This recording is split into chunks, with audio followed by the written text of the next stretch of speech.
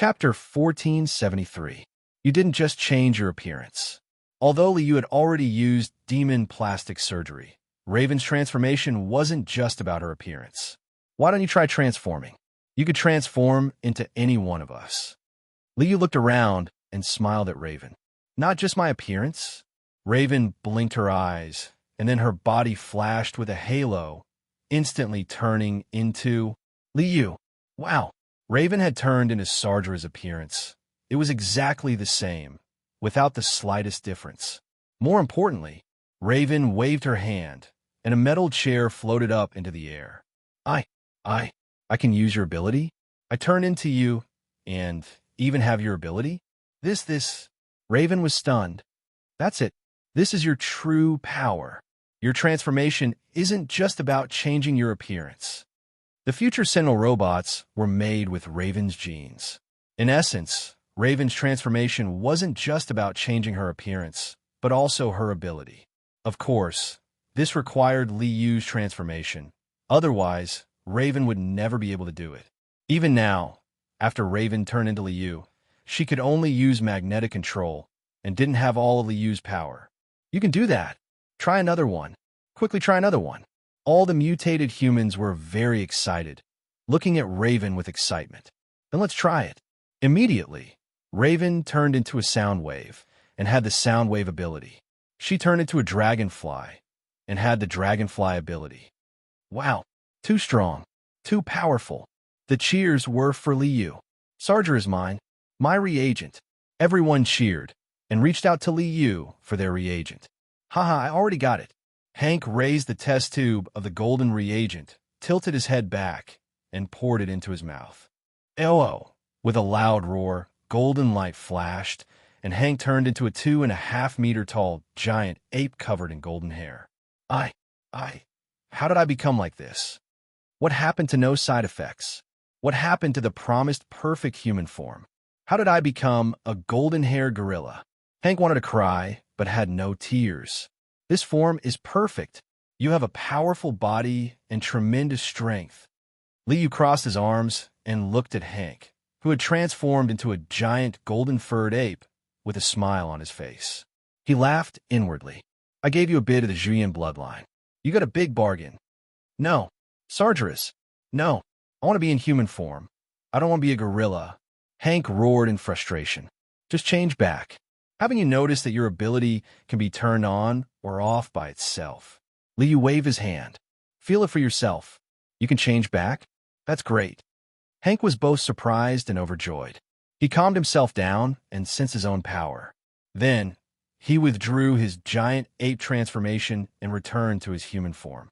He was a healthy and strong young man with fair skin and bulging muscles. His feet were no longer in the shape of palms. Wow, that's great. Sargeras, you're amazing.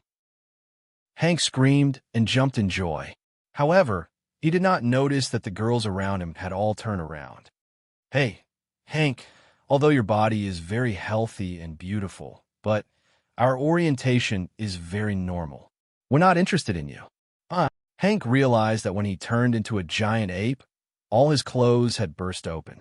Now that he had returned to his human form, he was wearing nothing. Oh, cake seller! Hank screamed and fled in a sorry state. Darwin, this is yours. Liu threw a bottle of colorful potion at Darwin. This black young man, with the survival of the fittest ability, had great potential for development. It was a pity that he was killed by Sebastian in the original work. Liu strengthened the survival of the fittest ability and increased Darwin's adaptability, increasing his tolerance limit. As long as he did not explode in a short period of time, Darwin could quickly adapt to the environment and become the most suitable form for survival. Alex, this is yours. Laser Eye's brother, Alex, could not control the power of his laser. Liu directly strengthened his laser power in the palms of his hands. Raising his hand and firing a laser cannon was very cool. Dragonfly used this. The wings of a dragonfly could be turned into tattoos and integrated into the body, so there was no need for special disguise. Liu strengthened the attack power of the dragonfly, further strengthening her ability to spit fire. This is sound waves. Liu gave Soundwave the bloodline of a siren. In addition to controlling sound waves at will, she could also sing beautiful songs. This allowed Soundwave to completely control her ability, and she could even release ultrasonic and infrasound waves. Her detection ability and attack power had greatly increased. The others also received Liu's strengthening potion to make up for the shortcomings of their abilities, and their strength improved further. Familiarize yourselves with your power first. Note that you can only use the smallest amount of power to practice. You're absolutely not allowed to use your full strength. Otherwise, this house will be torn down by you. Liu warned and sent these excited and happy mutants away. Sargeras, you are the best. Everyone cheered and dispersed. They all want to study their own powers. At this time, Eric and Charles have already caught the White Queen, right? Liu recalled the plot and knew that the White Queen was the only one who had entered Russia. With Eric and Charles's power, it was very easy to catch the White Queen. Russia. Amidst the snow and ice, the White Queen, who was wearing a white fur coat, walked into a general's mansion with swaying steps. She was caught by Eric and Charles when she was using her psionic power to confuse the Russian general. The metal bed frame tied the White Queen like a rope, and Eric shattered the White Queen's diamond form. After being injured, the White Queen could no longer resist Charles's psionic power. Sebastian, he wants to start a nuclear war. After reading the White Queen's memory and seeing Sebastian's plan, Charles's face turned pale. Sebastian is not here. He is New York.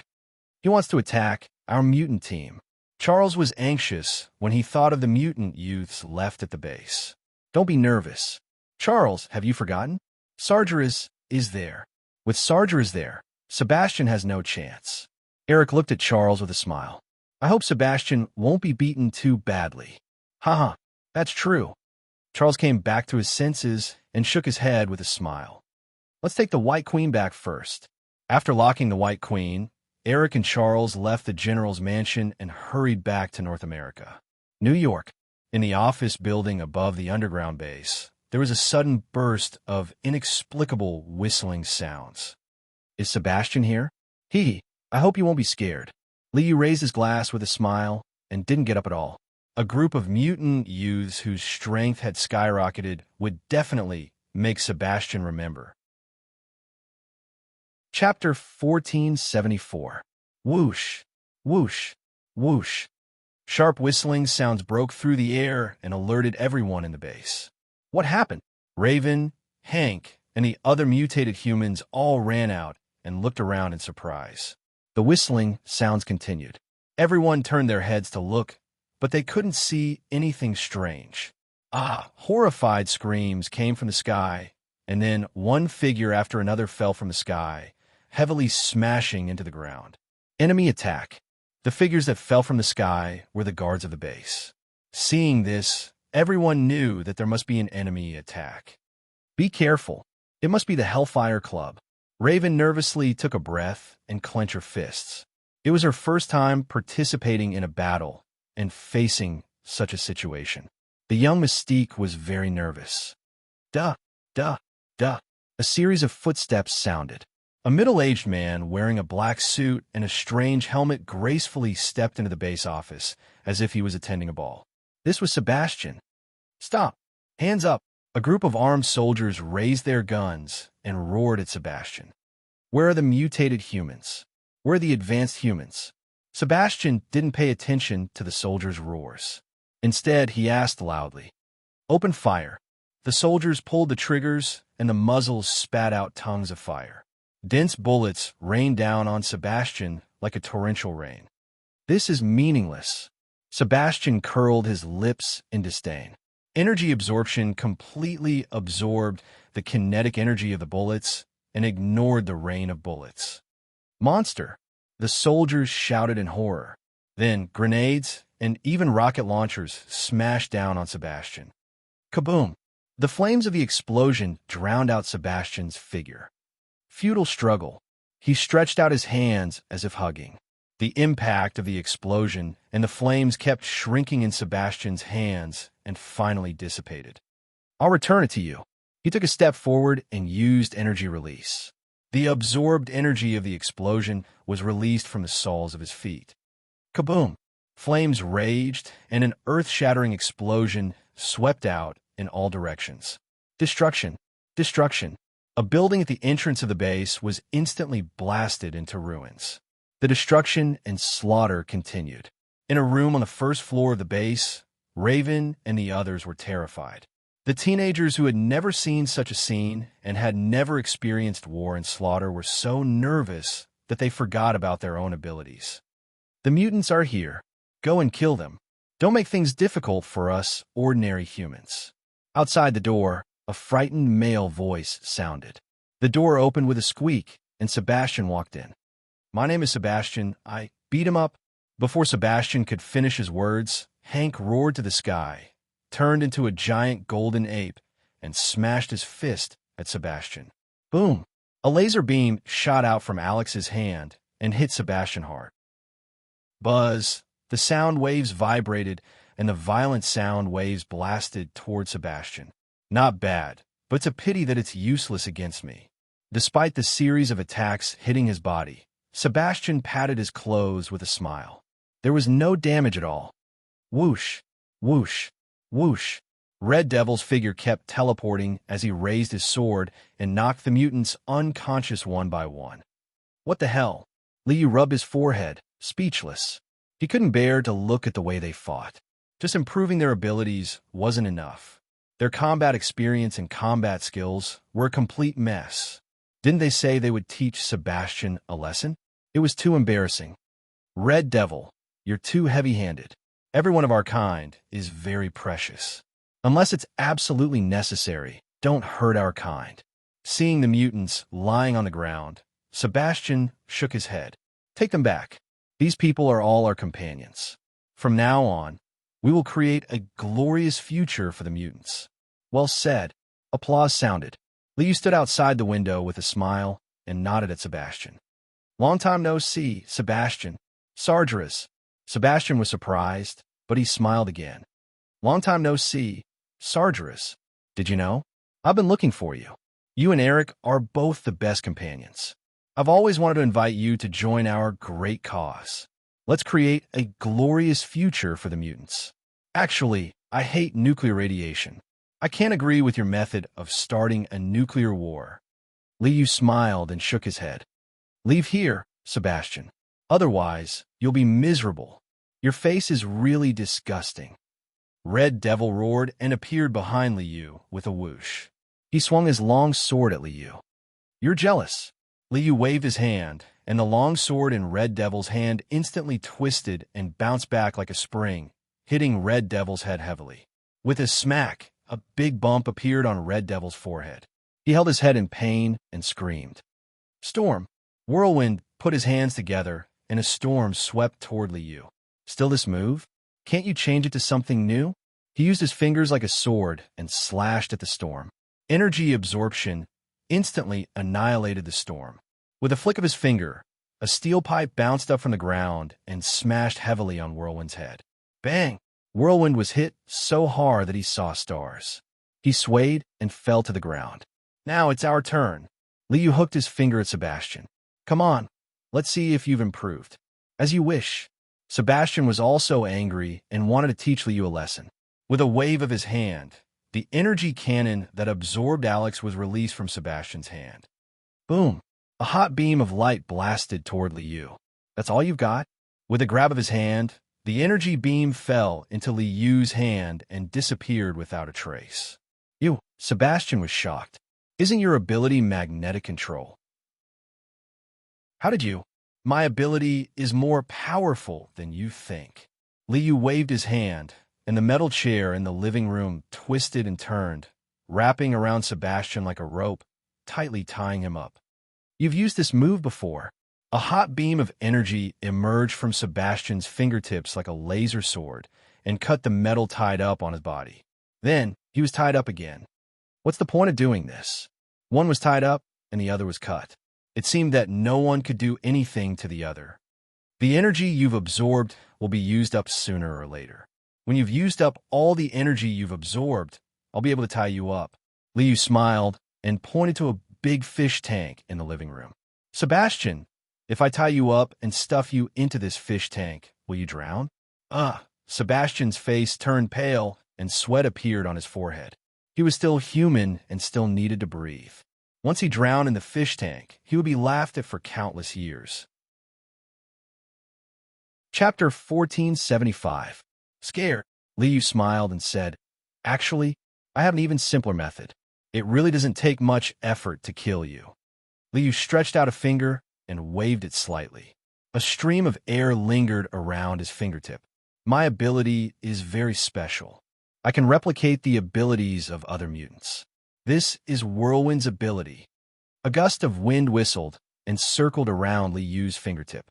Whirlwind is an idiot. He only knows how to use storms to attack people. But he doesn't know that controlling the airflow can suffocate people. With a wave of his finger, Liu instantly sucked out all the air around Sebastian. Sebastian covered his throat and fled in all directions, wanting to leave this airless area. But no matter where he ran, Liu could suck out all the air around him. Compared to a fish tank, this ability seems to be more convenient. Liu looked at Sebastian with a smile, like a cat playing with a mouse. "You won." Sebastian's face was full of frustration. In front of Liu, he had no power to resist at all. This made the proud and arrogant Sebastian, who thought he was invincible, suffer a huge blow. "Then let's go." Releasing the airflow control, Liu waved at Sebastian. "Huff!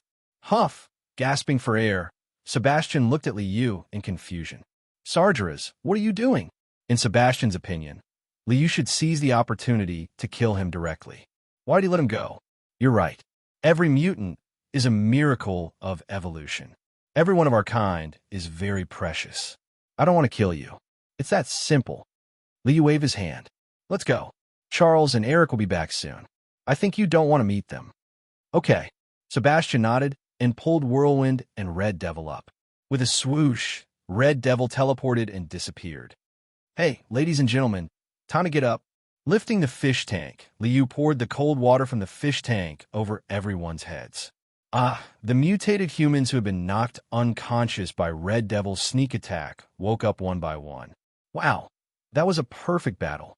Just as you wished, your entire army was wiped out. It's really amazing." Liu threw the fish tank away and looked at the group of mutated humans with his arms crossed. Sargeras, Rue, one, and the others lowered their heads in shame. "With your abilities, even if you can't defeat Sebastian, it won't be a problem to drive him away." Liu glanced at the crowd and shook his head. "Sebastian has the ability to absorb energy. Your attacks have no effect on him. You only know how to act rashly and don't know how to use your brain. Raven, if you had turned into the Red Devil and teleported Sebastian to the bottom of the sea, he would have drowned long ago. A battle that was easily won was completely annihilated. His combat experience and combat awareness were simply unbearable to look at. So, you still need to undergo strict training." "Yes." Everyone nodded in shame. The next day, Charles and the others returned to the base. "Oh my God, you guys demolished the house." The entire base turned into ruins. Groups of military police came and went to clean up. Charles and the others were stunned when they saw the scene. "Sebastian is here." Liu walked up and shook his head with a sigh. "Sebastian!" Eric clenched his fists in anger. "That bastard. Will the CIA give us another place?" Liu turned to look at Gretel and pointed at the ruins behind them. "I think we need a new base." "Sorry. In fact, even this place was borrowed by me. The CIA doesn't really like to work with mutated humans." Gretel shook her head helplessly. "Then we have to live on the streets?" "Great." Eric frowned. "No. In fact, we have another base." Charles pointed at himself. "My home. I believe that you guys will be satisfied with that place. Outskirts of New York. Xavier Manor." "Wow. Charles, this is a castle. Your home is so big. Can you sleep in an empty house?" A huge castle stood among the green hills and clear waters. Everyone came to the front of the castle and looked at the huge building in shock. "Okay, it's nothing. If you guys go to London, you'll know that Sargeras' manor is more beautiful than mine. Charles smiled and led everyone into the castle. You guys are all rich. Eric remembered the box of pounds that Liu gave him and was no longer surprised by Liu's wealth. I heard from Sargeras that you guys were wiped out in the battle with Sebastian. That's great news. Charles shook his head and pointed at the manor. So, get ready for special training. With Gretel, a real agent, as their teacher, in addition to training their abilities, they were also training their various agent skills at the same time. Eric, the Earth is a huge magnetic field. Your strength is beyond your imagination. Liu pointed to the ground and said to Eric, feel the power of the Earth. Eric, you'll find that. You can lift the entire Earth. Charles, there's an old saying in the East. Everything is created by the heart. The world is as big as the heart. Open your heart and accept the whole world. Raven, you're the strongest. You need to keep changing and become all of us. Be familiar with all of our strength. Your task is the most important. The training in full swing officially began. The complete wipeout made this group of teenagers feel ashamed and brave, bursting with fiery passion. Their strength increased rapidly, and their strength grew continuously. A few months later, everyone had undergone earth-shaking changes. Come on, watch TV. Gretel yelled in the living room. Everyone hurried into the living room. On the TV, the President of the United States was giving a speech. Polar bears are deploying nuclear missiles in Cuba. The fleet is about to arrive in the Caribbean. War is imminent. Seeing the scene on TV, everyone was speechless. Everyone, this is all Sebastian's trick. We have to stop him. Stop the outbreak of nuclear war. Charles suddenly stood up and said loudly, we're ready. The high-spirited crowd raised their fists high. X-Men, let's go. Raven yelled and ran toward the tarmac. Everyone, this is my latest research. A supersonic fighter. Hank stood next to a large plane and raised his head proudly. Not bad. At least it's convenient to travel. Charles nodded and boarded the plane with everyone. The target is the Caribbean. X-Men, let's go save the world. Let's go. The dark green painted plane broke through the air and soared into the sky. Chapter 1476. The Caribbean Sea. In the vast sea, a cargo ship braved the wind and waves, heading north toward Cuba. In this cargo ship, it was loaded with the nuclear missiles that the polar bear intended to plant in Cuba. On the surface of the sea in front, a huge fleet was in a battle formation. Huge cannons were pointed at the cargo ship, waiting for verification. Behind the cargo ship, there was also a fleet. Numerous thick cannons were pointed at the fleet in front of them. Warning: crossing the blockade line is equivalent to declaring war. On the U.S. battleship, huge loudspeakers kept shouting at the cargo ship and the Russian fleet in front of them. But the cargo ship had no intention of stopping. Prepare for battle.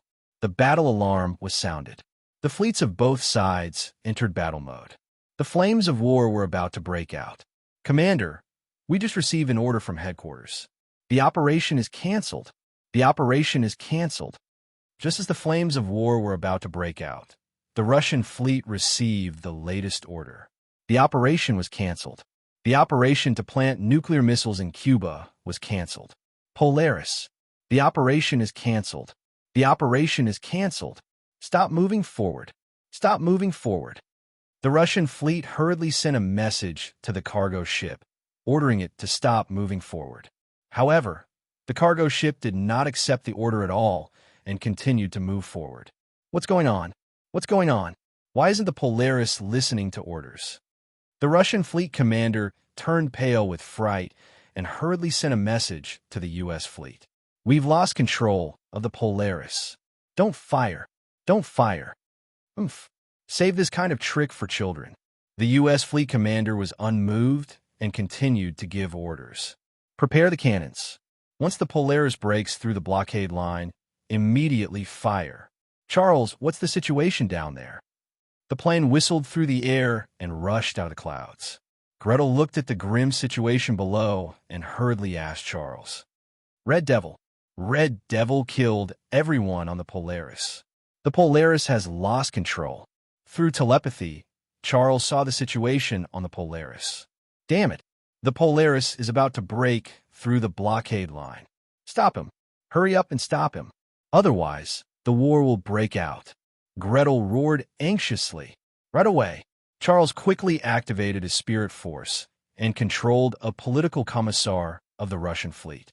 At the critical moment, the political commissar stepped forward and personally controlled the missile launcher to launch an anti-ship missile at the Polaris. Boom!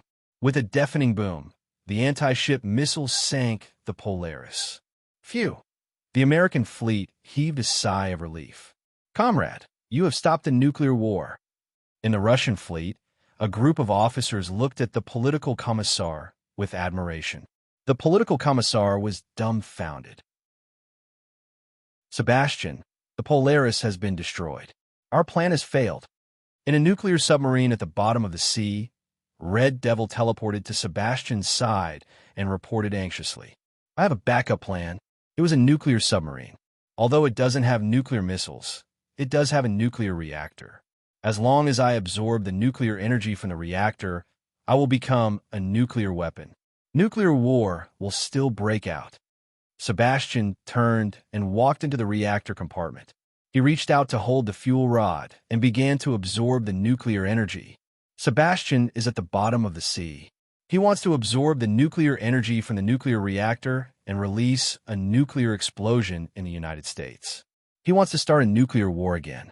Charles was anxious. They have dived to the bottom of the sea. The sea is too deep and affected the range of my telepathy. I can't find them. We need sonar. Hank shouted. Sonar? Am I not a sonar? Soundwave opened the door of the plane and jumped out of the plane. He opened his hands, pulled up the wing-like glider, and rushed down to the sea. With a boom, Soundwave plunged into the sea. Buzz! A huge sound wave rushed out of his mouth and swept across the entire sea. Found them. With the echo positioning, Soundwave had found the submarine hidden at the bottom of the sea. Eric, Liu motioned to Magneto. Catch it. Catch a submarine? Eric shook his head. It's too big. I can't do it. Eric, your strength can lift the earth. What is a submarine? Feel the power of the earth. The magnetic field is everywhere. Liu reached out and patted Eric on the shoulder. Brother, do you remember the time in the concentration camp? Roar. Magneto, get Sebastian out. Okay. Getting out of the cabin, Eric stood on the landing gear of the plane, facing the sea in the direction indicated by Soundwave, and stretched out his palm. Come out for me. Eric roared, and a huge magnetic storm rushed out. The huge and boundless force rolled up the submarine at the bottom of the sea, reached out, and pulled the huge nuclear submarine out of the sea. Oh, the cake seller. On the sea, all the officers and soldiers of the two fleets saw this scene and opened their mouths wide and sucked in cold air. It only took one person to catch a submarine from the bottom of the sea. What kind of terrifying power was this? Mutated humans were too terrifying. Fear brought uneasiness. Fear brought hatred. Mutated humans were the biggest enemy. Mutated humans must be eliminated. The situation at the front line was constantly reported to the headquarters. The two sides that were in a hostile relationship reached a consensus in an instant. Mutated humans must be eliminated. Storm, caught out of the sea and into the submarine in mid-air, Whirlwind opened the hatch and walked out. With a wave of his hands, a violent storm swept towards the plane above. The storm rolled up the plane, and the stalled plane fell head first. The violent impact made Eric hug the landing gear to prevent himself from falling. The submarine that he grabbed was thrown away by him.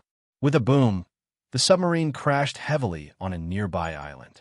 Wow, what a perfect landing! Liu released magnetic control, lifted the falling plane, and landed on the beach. Sebastian, get out here! Eric roared and waved his hand, and the metal shell on the submarine was torn off. Jumping up, Eric rushed into the submarine to find Sebastian to settle the score. Whoosh! Red Devil teleported and rushed behind Eric. He raised his long sword and stabbed at Eric. Get out! With a wave of his hand, a steel plate slammed heavily into Red Devil's body, sending it flying. Hey, look here! Red Devil hurriedly teleported and escaped the fate of being crushed by the steel plate. Before he could stand firm, he suddenly heard a roar. With a bang, a huge fist covered in golden hair smashed heavily on Red Devil's head, causing him to black out and fall to the ground. Storm. Whirlwind, who was about to use a storm, suddenly heard a roar. His eardrums vibrated violently, his brain was also vibrating violently, and his entire body was shaking violently. Go down.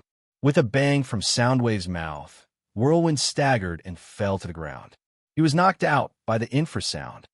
Done. An easy battle. Clapping his hands, Soundwave was all smiles. Wow, that's amazing. The others gave him a thumbs up. Where's Sebastian? Where's he? Gretel rushed out of the plane and asked everyone. Eric went to have a heart-to-heart talk with him. Liu shrugged. Let them talk slowly. No rush. We have plenty of time. Chapter 1477. Sebastian, get out here. Eric roared as he drove the magnetic force to dismantle the submarine. Pieces of metal were stripped and dismantled as he searched for Sebastian's location. Eric, the engine compartment. Sebastian is in the engine compartment. Seeing Eric forcefully dismantling the submarine, Liu couldn't stand it anymore and pointed out a path for him. Engine compartment? Eric turned his head to look at the tail of the submarine and clasped his hands. Break! Pieces of metal flew out, and the engine compartment had been dismantled. Sebastian, who was holding the nuclear fuel rod and absorbing the nuclear energy, appeared in front of Eric. Sebastian, go to hell! With a furious roar, Eric waved his hand and pieces of steel plates flew out like sharp blades, slashing at Sebastian. Eric! Sebastian raised his head and glanced at Eric. He smiled and let go of the fuel rod, allowing the steel plates driven by Eric to hit him. Can't you learn to be smarter? You should know that your attack is meaningless to me. Looking at Eric with a smile, Sebastian raised his palm and flicked his finger at Eric. Bang! A huge force rushed out and slammed into Eric, sending him flying. After absorbing a huge amount of nuclear energy, the energy gathered in Sebastian's body was terrifying and boundless. He was no different from a human-shaped nuclear bomb. There was a huge amount of power in his every move. It was just a flick of his finger, and Eric couldn't resist it. Look at your sorry state. Sebastian looked at Eric and shook his head. You want to go against me? You want to stop me? For those lowly humans, you want to be enemies with your own kind? As he spoke, Sebastian walked towards Eric. I'm not the same kind as the executioner. Eric roared and waved his hand. The huge steel dragon bones in the submarine rushed over and blocked in front of Sebastian. Is that all you can do? Sebastian curled his lips in disdain. He ignored the steel beams in front of him and continued to move forward. As Sebastian continued to move forward, the steel beams twisted and bent as if there was a huge force crushing them. Eric roared and drove the magnetic force to block in front of him, but he was pushed back step by Sebastian. Your resistance is meaningless. This bit of strength of yours is not worth mentioning at all. Can you stop me? Do you think you can hurt me? Sebastian sneered. He reached out and grabbed Eric's neck, lifting him up. You're mistaken about one thing. I don't need to hurt you at all. Eric, whose neck was grabbed by Sebastian, did not panic at all. Instead, he sneered. Actually, I just need to take off your helmet. Sebastian was startled and suddenly found a cable behind him. He rolled up the helmet and took it off Sebastian's head. A huge force of mind rushed into his mind, and Sebastian instantly fell into Charles's control. Sebastian froze as if he had been petrified. I'm not alone. I have a companion. Sebastian. Eric looked at Sebastian with a sneer. Executioner, go to hell and repent for your crimes. With a wave of his hand, a steel pipe pierced through the air and pierced Sebastian's head with a poof. Sebastian, who was controlled by mind power, could no longer control his body and use energy absorption. His head was pierced by Eric's blow. No. Charles held his head and roared in pain. Under empathy, Charles completely endured Sebastian's pain. It was you who took the initiative to control Sebastian. Liu laughed in his heart. I wanted to control him, but you didn't want to do it. Are you happy now? You got hit hard, right? Eric, don't be blinded by hatred. Eric, Charles seemed to find something wrong with Eric's actions and was about to stop him, but he found that he could no longer sense Eric's thoughts. In the submarine's engine room, Eric threw away the dead Sebastian and looked at the sea with a cold expression. He reached out to take off his helmet and put it on his head. Charles, your method is wrong. The war has begun. Between humans and mutated humans, there is only war. Only if we defeat them, the mutated humans will have a future. Taking a deep breath, Eric turned around and planned to leave the engine room. Suddenly, there was a flash of light above Sebastian's head, and a ball of golden light floated up and whistled toward Eric. Before he could even react, the golden ball of light had already rushed into Eric's mind. Apple of Eden? Absorbing mutated human genes, strengthening mutated human genes, and even giving mutated human genes to others? Sebastian has such a thing? Eric was dumbfounded when he heard the information in his mind. Absorption and strengthening. These two functions were very strong. But that was it. But giving mutated human genes to others, this was very impressive. If this function could be activated, if it could turn other humans into mutated humans, then the era of mutated humans has arrived. Actually, Sebastian's idea is not unreasonable. Although he is a despicable executioner, the ideal of creating a future for mutated humans is completely correct. After inheriting the Apple of Eden, Eric suddenly had a feeling of eternal flame inheritance. He felt this was fate. This was his mission. Eric seemed to have found his ideal, found his life goal.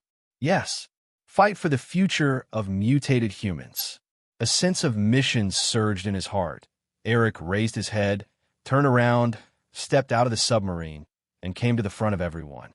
Everyone, Sebastian is dead. Eric looked at the people in front of him expressionlessly, pointed to the sea, and pointed to the two fleets in the distance. But our danger is not over yet. Humans, those despicable humans have betrayed us. They are attacking us. Humans have declared war on mutated humans. Which side are you on? Eric glanced at everyone and raised his arm. Are you fighting for those shameless humans who intend to slaughter us? Or are you with me, fighting for the survival and future of mutated humans? Humans are attacking us? Hearing Eric's words, everyone was shocked. This is impossible. Gretel screamed in shock. No, it can't be. Charles was also in disbelief. I can already feel that their cannons are already aimed at us. Eric snorted coldly. Charles, are you still running away? Can't you feel it? They have declared war on us. Boom! On the sea, in the distance, the cannons roared. Chapter 1478. Kaboom! The ship's cannons roared, and artillery fires soared into the sky. The two fleets launched an attack at the same time. Cannonballs and missiles were densely packed, covering the sky and earth. They launched a carpet bombing at the mutated human's location. No. Seeing this scene, Charles held his head in pain. Stop firing. Stop firing. Gretel picked up the satellite phone and kept calling the fleet. But the artillery fire was still roaring, and no one paid attention to her. Do you see this? My companions. Humans have declared war on us. Eric turned to face the artillery fire and opened his arms. An eye for an eye, a tooth for a tooth. I will let them know the consequences of angering us. Amidst his furious roar, a huge magnetic storm gushed out from Eric's body, sweeping towards the bombardment that filled the sky. Buzz, the mighty magnetic storm swept out, and the cannonballs that covered the sky were all imprisoned by this magnetic force and floated in the air. Okay, Seller. All the officers and soldiers of the two fleets were completely stunned when they saw this scene. The power of one person blocked the attack of two fleets. Was this still human? What kind of monster was this? Seeing this, how do you feel in your heart? Eric pointed at the cannonballs that were imprisoned by the magnetic force in the air and turned to look at the mutated humans behind him. We just saved the world. We just stopped a nuclear war. We just saved countless human lives. How they treat us. Damn it. Shameless bastard. These mutated humans were filled with pain and anger. Saving the world, fighting for humanity, risking their lives, only to get such an ending. How could they endure this? Charles, humans will not live peacefully with the mutated humans. This is their repayment to us. This is their attitude towards us. Eric roared to the sky. Everyone, the war has broken out. I will fight back. With a wave of his hand, a huge magnetic storm rushed up. Cannonballs and missiles turned around and roared in the direction of the fleet. No! Stop! Stop! Eric, stop it! Charles hurriedly rushed towards Eric, desperately trying to stop Eric's counterattack against the humans. Rumble. Affected by Charles's interference, Eric's artillery shell fell a little. Charles, have you not come to your senses yet? Your method is wrong. Wrong. My brother, humans will never accept us. No matter how much you do for them, they will still view you as their enemy. Eric pushed Charles away and continued to control the cannonballs to bombard the fleet. No, they just don't understand us yet. Give them time, and they will accept us. Eric, war is never the best option. Stop! Charles yelled and charged at Eric again. Are we just going to watch? Raven turned to look at Liu, her face full of panic, not knowing what to do. The other mutated humans had the same expression. Facing the betrayal of the humans, facing the sudden attack, everyone felt a sharp pain in their hearts. Sadness, pain, grievance, helplessness, and anger. If we don't look, what else can we do? Help? Okay, who are you helping? Liu spread his hands and shrugged his shoulders. Yes, who are we helping? Everyone looked at each other, not knowing what to do. Bang, bang, bang. A burst of gunshots rang out. Gretel's position was very clear. She did not hesitate to raise her gun and shoot at Eric. Metal bullets, for Magneto, were a complete joke. With just a wave of his hand, the bullet was bounced away by Eric. Ah! Suddenly Charles screamed. One of Eric's bullets hit Charles's lumbar spine. With a plop, Charles screamed and fell to the ground. Charles, seeing this scene, everyone cried out in alarm and hurriedly rushed towards Charles. Charles, how are you? Eric threw away the cannonball he controlled, quickly helped Charles up, reached out, and took a bullet from Charles's back. Gretel, it's you. With a roar, Eric waved his hand and knocked the pistol out of Gretel's hand, grabbed Gretel, and grabbed Gretel's neck. No, it's not her. It's you. It's you. Eric. Charles looked at Eric with a face full of pain. No, I never wanted to hurt you, Charles. I'm sorry, I didn't mean it. My brother. Eric's face was full of regret. Brother? We are not brothers. Charles waved Eric's arm away and stared at Eric coldly. Eric's face froze. He let out a long breath and let go of Charles. Raven and Gretel hurriedly ran up and supported Charles. The others also surrounded them. Get out of the way. Let me take a look. Liu pushed the crowd away and walked up to Charles, unbuttoned his shirt, and saw Charles's wound. Your spine is injured. Liu glanced at Charles and sighed. I know. I can't feel my legs anymore. Charles's face was pale and twisted in pain. Don't worry, brother. I will heal you. You don't have to sit in a wheelchair for the rest of your life. Losing feeling below the waist had a huge impact. Not only could he not walk, but more importantly, as a male, he also had no feeling in a certain part of his body. He even had to urinate and defecate. Professor X was such a great person. How could he have such a problem? It was really inappropriate. With a wave of his hand, a drop of holy spring water dripped from Liu's fingertip and into the wound on Charles's spine. A huge amount of vitality flowed into Charles's body. Not only did his injured spine heal instantly, but even Charles's body became stronger. I have recovered? I've recovered? Sargeras, you still have healing abilities? Charles got up from the ground and looked at Liu in shock. How much ability did Sargeras have? How strong was he? It seemed that they never knew Sargeras' true strength. Phew. Eric let out a long sigh. Charles's injury had healed, which made Eric feel relieved. Everyone, I have to go. Eric glanced at the crowd, and his expression was a little gloomy. Humans have launched an attack once, so there must be a second and third time. I want to fight for the mutated humans. I want to fight for the future of the mutated humans. Protecting the mutated humans from human attacks. This is my mission. Eric raised his head and looked at the crowd. Is anyone with me? Is anyone with me to protect the mutated humans from human attacks? Chapter 1479. Are we going to part ways? Hearing Eric's words, everyone present had a heavy heart. Companions who fought side by side, brothers who helped each other, had come to the point where they had to part ways. Humans will still attack mutants. Fight to protect mutants. This resonated in many people's hearts. The previous overwhelming artillery shells had already proved the attitude of humans towards mutants. Count me in.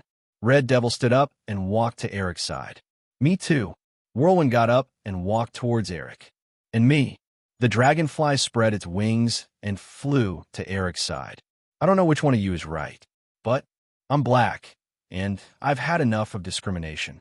Darwin hesitated for a moment, but still stood up and walked towards Eric. I think protecting mutants is more important than protecting humans. After all, we are the minority. Soundwave also walked to Eric's side. Raven, I know what you're thinking. Go with Eric. He's the right place for you. Charles was also very confused and didn't know if his insistence was right. Perhaps Eric would be able to walk a different path. You know what I'm thinking? Raven smiled and shook her head. I don't want to care about these things. Living in peace with humans, fighting with humans, is also good. I don't want to do either. At this point, Raven turned to look at Liu. Sargeras, I haven't drunk your wine in a long time. I want to live at Sargeras Manor for a while. You won't drive me away, right? Fine. Liu froze for a moment. Mystique wasn't with Magneto. Well, as long as you don't fight with me for Bordeaux red wine, you can drink anything else. That's settled then. Raven got up and walked to Liu's side. Well, then goodbye, companions. Eric led everyone, hand in hand, and let Red Devil teleport and disappear with a whoosh. Sargeras, you are leaving too? Charles looked up at Liu. You said you would help me. You said you would help me realize my dream and let humans and mutants live in peace. Yes, like I said. Liu nodded. However, I feel that in the relationship between the mutants and humans, other than war and peace, there should be a neutral relationship. I intend to try the neutral path. Neutral? If you're not a friend, then you're an enemy. How can there be neutrality? Charles was very puzzled by Liu's thoughts. Many mutated humans just want to have a stable home. They don't want to get involved in disputes, and they don't have too many great ideals. I plan to give them a stable home and a peaceful life. That's all. Liu smiled at Charles. Well, that's a little negative, even evasive. However, a peaceful life may be very precious for many mutants. Well, maybe your idea is also a way. Who knows what the future holds? Charles shook his head helplessly. Then, let's each try our own path. With a group of mutants on the plane, Charles waved at Liu. I'll go to London to find you. Remember to leave me a bottle of good wine. Anytime. Liu smiled and nodded. With a wave of his hand, he drove the magnetic force to lift the plane and send it into the air. Now, how do we go back? Raven glanced at Liu and smiled. There's only the two of us here. Huh? Are you hinting at something? Liu smiled as he looked at Rue 1, pointing at the mess on the ground. This isn't a good place for a date. Go to hell. Raven kicked Liu. Go on a date with yourself. With a flash of light, Raven turned into a red devil and teleported away. Whoosh! She disappeared. If I don't force you away, I won't be able to move. Liu turned to look at the broken submarine. Although Sebastian was killed by Eric, but it's easy to resurrect him. Walking into the submarine, Liu came to the engine room and saw Sebastian with his head pierced. The Apple of Eden collected Sebastian's soul and sent it to the resource warehouse. With a soul and a body, it's easy to create a new mutant. With a wave of his hand, Liu collected Sebastian's body into the resource warehouse. I have collected a lot of mutant genes and have also analyzed the mutant genes. I can use Sebastian for an experiment. If there was research, there must be experiments. The mutants in this world have angels, demons, devils, and even werewolves like Wolverine. Why can't there be vampires? After analyzing a lot of mutant genes, the system had analyzed the principle of mutant genes. In theory, Liu could already create mutants with various abilities. Sebastian was perfect for an experiment. Adjust blood-breed genes and reshape Sebastian's soul. Repair, adjust, and reshape the soul. Soon, a new mutant appeared. His face was pale, but he was handsome and elegant. His golden eyes were tinged with a hint of red light. He had platinum hair and 2 sharp fangs in his mouth. These were the vampires that Liu Xin had created. Let's test your ability. Liu waved at the vampire. Yes, master. The vampire bowed, and with a flash of bloody light, he turned into a bat and rushed into the sky. This was the bat transformation ability. Immediately, the bat landed on the ground and turned back into a human. He picked up an iron bar from the ground and stabbed it into his chest. Pulling out the iron bar, the wound instantly healed. Throwing away the iron bar, the vampire's figure rushed up quickly, leaving a trail of afterimages as he whizzed through the air at an extremely fast speed. Master, in addition to bat transformation, recovery, and extreme speed, I also have the ability to suck blood and control blood. The vampire finished his demonstration and bowed to Liu. Not bad. Liu nodded and was very satisfied with this vampire. From the looks of it, the transformation of the vampire should be considered success. From today onwards, you're called Dracula. Liu casually gave the vampire a very important name. Yes. Dracula greets Master. The vampire, Dracula, bowed to Liu. Let's go. Come back with me. From now on, my manor will be in your care. Reaching out to grab Dracula, Liu activated his teleportation ability and traveled through the air with a swoosh. From the Caribbean Sea, he instantly returned to the Sargera's manor on the outskirts of London. For the rest of the time, I will train my soul power at home in peace. Using the empathy method to train his soul was Liu's main mission in this world. As for the other things, he would let Dracula handle them. Chapter 1480. Time passed day by day. After the first battle, Charles opened a mutant school in the city to continue his practice of mutants and humans living in peace. Eric replaced Sebastian, gathered Sebastian's subordinates, accepted the Hellfire Club, and established the Mutant Brotherhood. While the two were moving forward on their own paths, Liu, Sargeras, you bastard! Raven angrily kicked open the door, rushed into Liu's room, and threw off the quilt. Hey, what the hell are you doing? Liu screamed and jumped up. Bastard, when will you learn to be more ladylike? I'm not even dressed yet. You're alone? That bitch didn't come? Raven saw that there was only Liu on the bed, and suddenly froze for a moment. Which bitch are you talking about? All the women in the manor have been driven away by you. There isn't even a female fly left. What the hell are you trying to do? Liu's face was also gloomy. Ever since Raven refused to leave, the entire Sargera's manor, including all the maids, were driven out.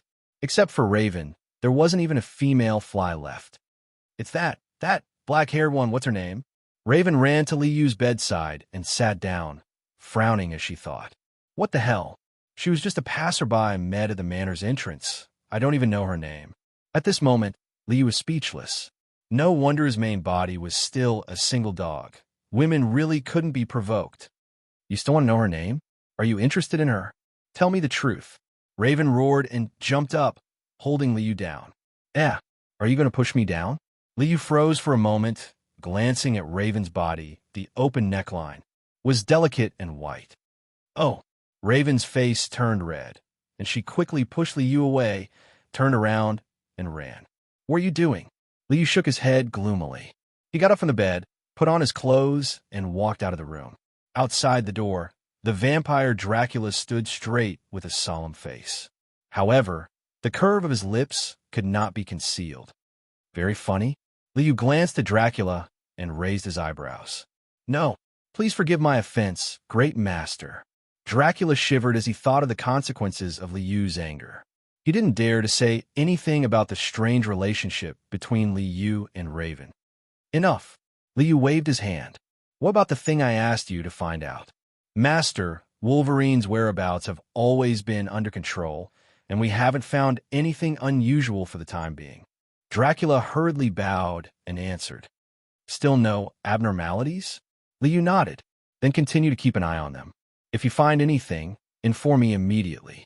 Yes. Dracula accepted the order and left. According to the plot, now is the time to reverse the future. Wolverine from the future will travel through time and space, and his soul will return to the present moment. Liu looked up at the sky. There are no abnormalities yet. Does that mean Wolverine hasn't returned yet? The key to reversing the future was Raven. It was because of Raven's genes that the Sentinel robots were born. Raven was now dominating the Sardra's manor, so she didn't have to worry about the Sentinel robots. A few years have passed. I've been using the power of the mind to experience life and the thoughts of billions of people. The gains are still great. Not to mention anything else, just the mind ability of Liu's avatar was already extremely powerful. Compared to Charles, who had to rely on the brainwave magnifier to sense the entire Earth, Liu could use his own power of the mind to envelop the entire world. However, the impact on his mind was also very terrifying. Even with Sardra's current power, he couldn't envelop the Earth with his power of the mind for a long time. Training the power of the mind is still the main task. Liu walked to the garden, found a recliner, and lay down. He opened his mind and began to receive the thoughts of the outside world. Eric? He's here? In Liu's telepathy, he found that Magneto Eric was rushing to London, rushing to the Sardra's manor. Eric, long time no see. His power of the mind crossed the void and contacted Eric, who had just walked out of the plane. Sargeras, your power of the mind is not inferior to Charles's. Eric froze for a moment, then smiled and touched his head. The next time I come here, I'll have to consider wearing a helmet. I don't want to see what's going on in your head. Liu smiled. Your brotherhood has been developing well these past few years. Eric, I still have a few bottles of good wine. Come over quickly. I'm not here to drink. Sargeras, I need your help. Or rather, I need Raven's help. Eric walked out of the airport and found a car. I'll be there soon. See you later. See you later. Liu disconnected the telepathic link, and a smile appeared on his face. Did Eric come looking for Raven because that dwarf scientist has developed a weapon to deal with the mutants? He wants to use Raven's shape-shifting ability to steal that secret weapon? Now that things had developed to this point, Liu knew that the plot of reversing the future was about to unfold. Dracula, Eric will be here in a moment. Go meet him at the door. After instructing Dracula, Liu turned and walked back to the living room, opened a bottle of wine, and waited for Eric to arrive. Sargeras, your life is so comfortable. Not long after, Eric was led by Dracula to the living room. Welcome, Eric. Liu stood up and gave Eric a hug. She then poured a glass of wine for Eric. Come, have a taste. This bottle of wine is pretty good. You really know how to enjoy life. Eric took a sip of the wine and sat down on the sofa. Where's Raven? Why don't I see her? She's outside crazy. I'll call her over. With a thought, Liu telepathically called Raven over. Eric, you're here. Raven smiled as she walked into the living room. She was busy arranging fruit and pouring coffee. Wow, the mistress of Castle Sargeras. Eric winked at Liu. Queen. Liu smiled and shook his head. Sargeras, Raven. I'm here to ask for your help. Eric took out a picture of a dwarf. This person, Tranquil, is a dwarf. He had developed a powerful weapon against the mutated humans. I need Raven to help me steal information on this weapon. Chapter 1481. A weapon to deal with mutated humans? Raven frowned. What kind of weapon is so powerful? I don't know the specifics. It is said that the weapon he developed can detect mutated humans. Under this device, no mutated human can hide. Eric looked up at Liu. Sargeras, we all know that there are many mutated humans hiding among humans. They don't want to destroy their peaceful lives. But under Tesk's weapon, those hidden mutated humans will be caught one by one. We must stop him. Okay, this thing is indeed troublesome. Liu nodded, then spread his hands at Eric, his face full of helplessness. But whether Raven is willing to go or not, I can't decide. I'll go. Raven nodded in agreement, then smiled at Liu. But you have to go with me. What does this have to do with me? Liu had a feeling of an unexpected calamity. Great. If Sargeras also goes, that would be great. If Liu also went, with Liu's ability, what couldn't he handle? Eric was overjoyed. Okay, I'll go. Under Raven's fierce gaze, Liu smiled and nodded. I've been cooped up at home for a long time. It's time to go out for a walk. Great, I'll go book a ticket now. Eric was overjoyed and quickly got up. Master, are you going out? The plane is ready. Dracula appeared from the door and bowed to Liu. I hate you rich people the most. In the parking apron behind the manor, Eric boarded Liu's private plane and fiercely complained. This is faster, isn't it? Liu raised his glass and gestured to Eric. Where are we going? Where are we going? America, Eric grumpily replied. The plane broke through the air, flew across the Atlantic, and headed toward America. Eric, you don't need to let Raven take the risk to sneak into Tesk Industries. As long as you find Charles and let him take a look, everything will be clear. On the plane, Liu sipped his red wine while talking to Eric. Charles, I haven't seen him in a long time. Eric's face darkened and shook his head. Let's talk to Charles about this. I think this weapon is also a threat to Charles. In other people's eyes, there was no distinction between Brotherhood and X-Men. In other people's eyes, these people were all mutants. Yes, we should let Charles know. Eric was silent for a moment and then nodded. While the plane was flying to the United States, in a Canadian pub, Wolverine was changing. An invisible wave swept over, and Wolverine, who was about to drink, suddenly trembled.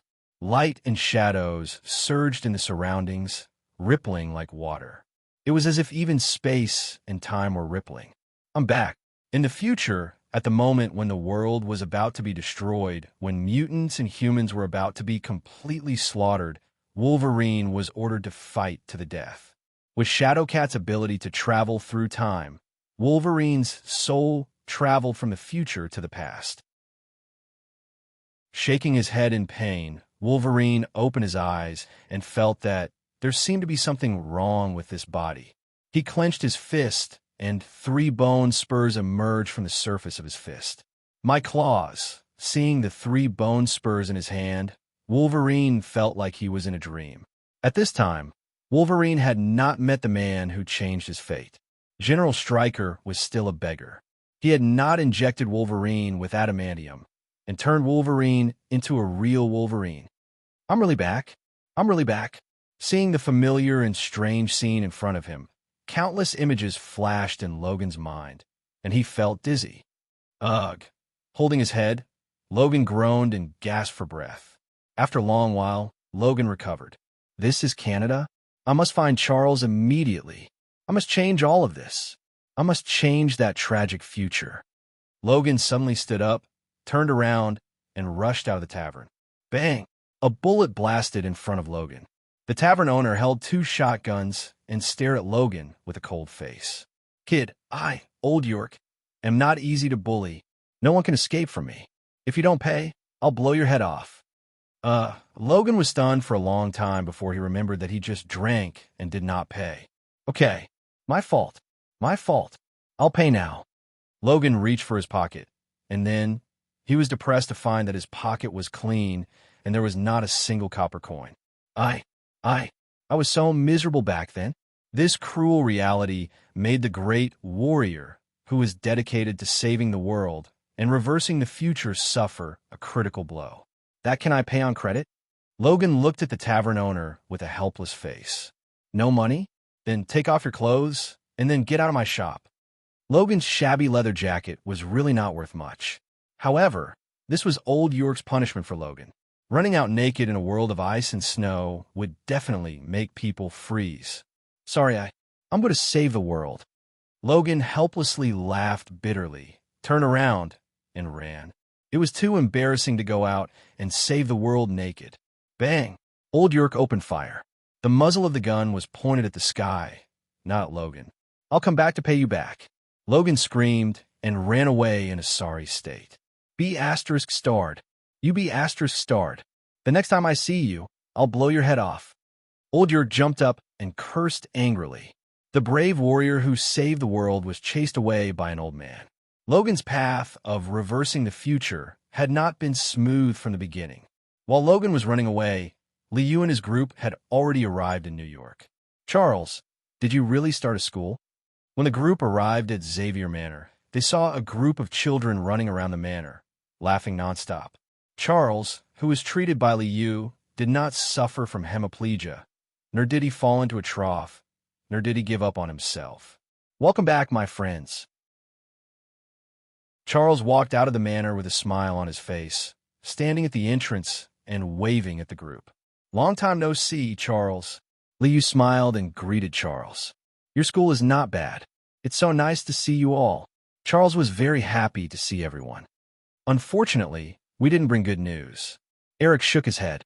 Charles, war's about to break out. Humans have developed weapons specifically to deal with mutated humans. They are going to attack us.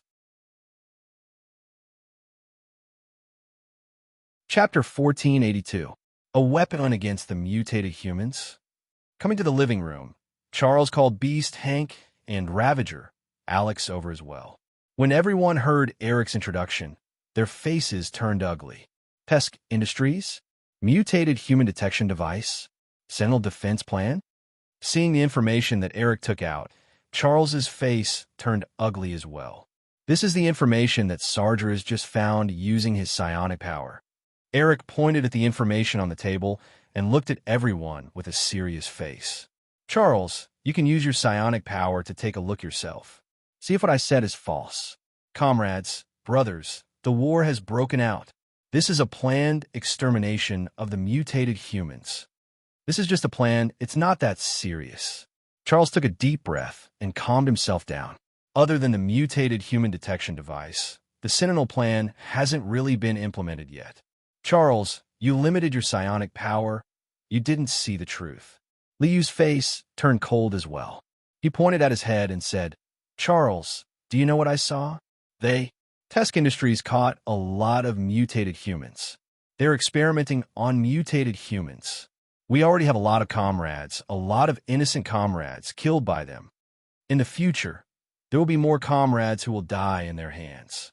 Eric suddenly stood up and roared furiously. Charles, do you know how I felt when I heard that they were experimenting on mutated humans? Those comrades, they hid and wanted to live a peaceful life. Just because they were mutated humans, they were killed by humans. Just because they were mutated humans. We want revenge. The war has broken out. Charles. The roaring Eric had already raised his arm and clenched his fist tightly. Eric, I've met both the kindest humans and the evilest mutants. Tesk can only represent himself, not the entire human race. Charles shook his head. I don't agree with the war, but I will stop Tesk. The evil Tesk must be punished. Charles, when a human soldiers kill their way into the Xavier Manor, I hope you can still smile. Eric snorted heavily. I'm just here to tell you, I've never thought of joining forces with you. I will use my own way to tell Tesk that hurting a mutant is the biggest mistake he has ever made in his life. The furious Eric glanced at Charles and turned to leave. Are you two going to fight as soon as you see each other? Raven helplessly shook her head. Charles, I think you're too weak. You tell your students to live in peace with humans. Then, can you make humans think the same way? I will. Charles was determined. I will make the humans accept the mutants. Oomph. Rouet snorted and sat back on the sofa, no longer speaking. Sargeras, what do you think? Charles looked up at Liu, wanting to ask for Liu's answer. In the eyes of a neutral party, if you don't provoke me, I won't provoke you. If you provoke me, I'll beat you up. Liu shrugged his shoulders. I don't care if Tesk represents himself or the entire human race. He used mutated humans for experiments and killed many mutated humans. I will definitely punish him. We agree on punishing Triskel. However, I don't want to implicate innocent people in the war. After all, there are many civilians who didn't do anything. We shouldn't hurt them. Charles let out a long sigh. Yes, the civilians are innocent. Unfortunately, this world has never been decided by the civilians. Liu shook his head. Charles, civilians don't have the right to choose. The UA government will tell the civilians that everything is the mutants' fault. Then, those innocent civilians will attack the mutants in anger. At that time, what will you do? As he spoke, Liu reached out to pick up a pencil from the desk and held it up in front of him. Charles, after World War II, until now, what has ensured world peace? It's none other than the nuclear bomb. Only with enough deterrence can we maintain peace. Show our strength and let them know that if they dare to attack the mutants, it's equivalent to detonating a nuclear bomb. This is the safety guarantee of the mutants. Charles was speechless. Eric will be a good nuke. As long as he doesn't really detonate it, he will fight for a period of peace for us. Liu directly expressed his thoughts. Maybe you're right. Charles nodded helplessly. The tacit understanding had been reached. Magneto and Charles, one playing the good cop, the other playing the bad cop. Isn't this the pattern of the future? Professor, someone is looking for you. At this time, a student shouted outside the living room door. Then, a tall and strong man pushed the door open and walked into the living room. When a strong man walked in and saw Liu sitting on the sofa, he was shocked. His face was a little pale, and he had the intention to turn around and run. Logan? Charles saw Logan and was stunned for a moment. He turned to look at Liu. This is what you said? He'll come sooner or later? During the first battle, Charles and Eric went to find Logan. Before they could finish a sentence, they were chased away by Logan's F***CKU. Then, Liu found Logan and gave him a good beating. Are you afraid of me? Liu looked up with a smile and looked at Logan. I'm not afraid of you. Logan shrunk his neck. Thinking of the beating back then, he felt pain all over his body. Logan, you came to find me. For something? Charles looked at Logan with a puzzled face. This beast's wolf nature hasn't changed. Why did he come to me now? I don't know how to say it. Logan shook his head and pointed at his head. You should see it for yourself. Look at my memories and you'll understand everything. See it for myself?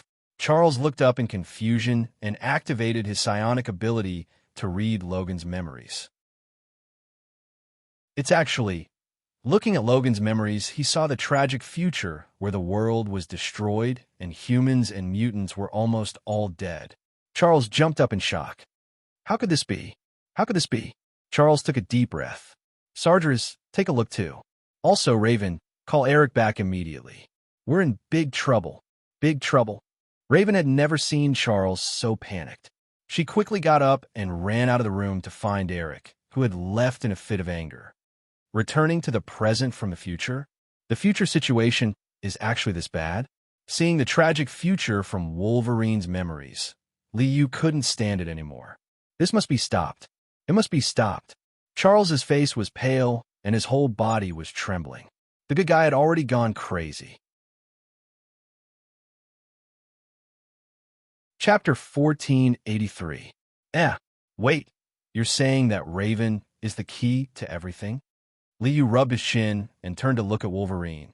In your future, because Tesk obtained Raven's genes, he was able to develop the true Sentinel robots. Then, how did the current Tesk obtain Raven's genes? Raven was by Liu's side. No matter how powerful Tesk was, how could he capture Raven while she was by Liu's side? Even if Tesk had developed the mutant detection device and the initial androids, but Eric alone was enough to wipe them all out. You can't guarantee that Raven will never get hurt. Besides, there are many ways to obtain Raven's genes. For example, hair, or even few days a month.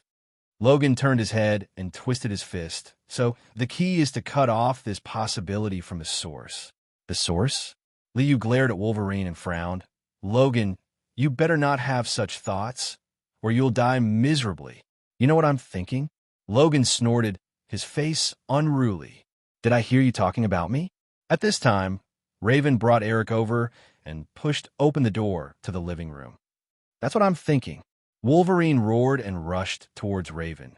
3 claws emerged from his fist and fiercely stabbed towards Raven.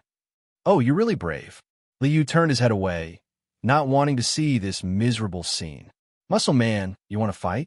Raven saw Logan rushing over and didn't panic in the slightest, only raising her arm. She stretched out her white and delicate arm, her palms suddenly turning bright red, like a blazing flame. Boom! A beam of light shot out from Raven's hand, like a laser cannon, heavily exploding on Wolverine's body. Ah! With a mournful scream, Logan was blasted away by Raven's cannon. If Raven hadn't held back, Logan's chest would have had a big hole. The current Raven was no longer the Raven who could only change her appearance. After her shape-shifting ability was strengthened, Raven could transform into other people while also possessing their abilities. After a few years, this ability had once again grown. Raven could already partially transform and use other abilities at the same time. That move just now was Alex's laser cannon. You, how could you be so powerful? Are you still Mystic? How is this possible? I never knew that Mystique had such power. Wolverine fell to the ground, looking at Raven with a horrified expression. He only felt that the world was changing too quickly. Was a Mystique only able to change her appearance? Where did her ability to fire laser cannons come from? Why is it different from the past I know? What is he trying to do? Fight with me? Sargeras, is there something wrong with this guy's head? Raven sat down beside Liu and curled her lips at Wolverine. Yes, there's something wrong with his head, and it's quite serious. Liu had sensed from Logan's thoughts that he intended to get rid of Raven and resolve the apocalypse crisis once and for all. Sacrificing Raven for a better future. From Logan's point of view, it was worth it. After all, in the future, there were already many people who had been sacrificed. Hey, did you call me back to watch the fight? Eric sat on a chair and raised his eyebrows as he looked at everyone. Oh, of course not. Charles shook his head. Eric, I saw a terrifying future from Wolverine's memories. You can take a look. With a thought, Charles transmitted what he saw from Logan's mind into Eric's mind. Future? Apocalypse? It's actually like this? Eric jumped up in shock, looking very agitated. I knew it. I knew it. These despicable humans are too hateful. From Eric's point of view, the future apocalypse was entirely due to the hatred humans had for the mutants. They created the terrifying Sentinel robots and ultimately destroyed the entire world. We have to stop all of this. Charles looked at Eric with a serious face. We absolutely cannot let the Sentinel robots be born. That's easy. Eric sneered and looked up. We just have to get rid of that Tusk. No. Wolverine got up from the ground and quickly stopped him. In the future, I know, Tusk has already been killed, but the Sentinel robots were still born. Killing will only make humans hate the mutants even more. They will desperately research all kinds of weapons. The future is still dark. Your point of view is very similar to Charles's. A pacifist? A peaceful wolf? How interesting. Eric curled his lips and sneered disdainfully. No matter how you want to stop that future, Tusk is definitely the key. Everyone, Tusk has gone to Paris. Let's go to Paris first. At this time, Liu seemed to have sensed something. He raised his head and said to everyone, Paris? Yes. The Vietnam War is over. The Paris Peace Talks. Tusk intends to promote his Sentinel project at the Paris Peace Talks. Charles immediately thought of the reason. Let's go to Paris. Everyone immediately set off, boarded the plane that Hank built, and rushed to Paris. Raven and I still have some things to take care of. You guys go first. We'll be there soon. When Charles and the others boarded the plane, Liu waved his hand at them, pulled Raven, and teleported, disappearing with a whoosh sound. What are they going to do? Wolverine was very puzzled by Liu and Raven's departure. How would I know? Why don't you go and ask? Charles rolled his eyes and walked into the cabin. Sargeras, where are we? After teleporting, Raven was surprised to find that the scene in front of her seemed to be in Asia. This was a military camp, a U.S. military camp. In addition to the U.S. soldiers coming and going, there were some black-haired Asians. Vietnam. Liu looked at the military camp in front and smiled. Here, I sent some mutants that participated in the Vietnam War. Tusk intends to use them for experiments. We have to save them. Experiment? Damn it. Raven's face was cold as she gritted her teeth. Let's go in and take a look. Using the power of the mind, Liu erased all traces of his and Raven's existence in the minds of everyone in the military camp, and then swaggered into the military camp. Over there, special forces. Liu pointed in a direction, pulled Raven, and walked towards the tent where the mutants were. Hedgehog, Toad, Plague, these young mutants are just right to be my subordinates. Eric had the Brotherhood, Charles had the School of Mutants, and Liu only had Dracula as his subordinate so far. He needed to strengthen his forces. Chapter 1484. Everyone, the war is over. In a mutated human team's tent, a tall young officer stood in the tent and spoke to the group of mutated humans. My name is Stryker. I was ordered to take you home. The young officer Stryker waved his hand, and several soldiers came up, opened a suitcase in their hands, took out the syringes, and began to extract the medicine in the bottles. It seemed that these mutated humans were going to be injected with medicine. What is this? A mutated human with spikes on his head pointed to the syringes and medicine in the suitcase and asked Stryker, "Tranquilizer. It will soothe your nerves and treat the aftermath of the war. Well, it's just to let you have a good sleep. When you wake up, you will be home." Stryker smiled. However, he sneered in his heart. Yes, when you wake up, you will be home. In the laboratory of Tesk Industries. I don't want to be injected with this kind of thing. A man with a head full of lumps and skin like a toad frowned. I don't want to be injected. Soldier, this is an order. Stryker's face turned cold. You have experienced war. If you don't treat the wounds of war in time, it is easy to have psychological problems. You are different from others and will cause more harm. Therefore, the headquarters ordered that you must be injected with tranquilizers. Damn it. Stryker's sentence, "You are different from others," made the mutated humans very helpless. Interesting. At this time, a sneer sounded in the tent. A man and a woman. Two figures suddenly appeared in the tent. No one knew how they came. It was as if they suddenly appeared. Using tranquilizers to treat the aftermath of the war? Which doctor wrote this prescription? Liu looked at Stryker with a mocking face. Tranquilizers are anesthetics. Are you sure this is treatment? Who are you? Stryker's face changed. He reached for the gun at his waist and pointed it at Liu and Raven. Don't move. Raise your hands. A group of soldiers following Stryker also raised their guns at the same time and pointed at Liu and Raven. Who are we? Liu smiled and shook his head. With a wave of his hand, the guns in the hands of Stryker and a group of soldiers instantly turned into a pile of parts and floated in the air. Mutants, Stryker turned pale with fright and was about to shout. Fall! Liu flicked his finger, and the gun parts floating in the air smashed into the heads of the soldiers, knocking them unconscious. Hey kids, we're home.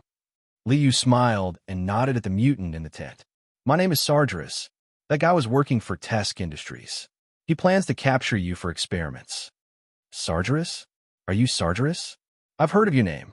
Hedgehog looked at Liu with admiration. He was very excited. Yeah, you know me? That's good. I don't have to explain. Liu smiled and extended his hand to the mutants. Come on, let's go home. Yes, Mr. Sargeras. Hedgehog, Toad, Plague, and a few other mutants walked to Liu's side. Hold hands, let's go. Activating teleport. Liu took everyone and disappeared with a whoosh. The next moment, everyone had arrived at this Sargeras Manor on the outskirts of London. This is London. This is the Sargeras Manor, and also your home. Liu smiled at everyone. You can live here from now on. Don't worry, no one will disturb you. Mr. Sargeras, this lady should be Raven, right? Hedgehog shook his head full of spikes and looked at Liu excitedly. Mr. Sargeras, I heard you changed Ms. Raven's appearance? Restored her beauty? I wonder, can you help us? Yes. Mr. Sargeras, please help us. Toad, whose face was full of bumps, looked at Liu expectantly. The hedgehog and the toad, these two mutants, looked like monsters. Ugly and disgusting, no one could stand it. Being so ugly was simply a nightmare for these two teenagers.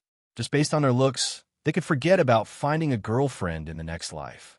This was an eternal pain in their hearts. Legend had it that Sargeras, the controller, had multiple superpowers. He could even restore strange-looking mutants to their perfect form. 4. Hedgehog and Toad. These two ugly to the point of crying mutants. Getting help from Controller Sargeras had been their dream for many years. Appearance? Liu raised his eyebrows.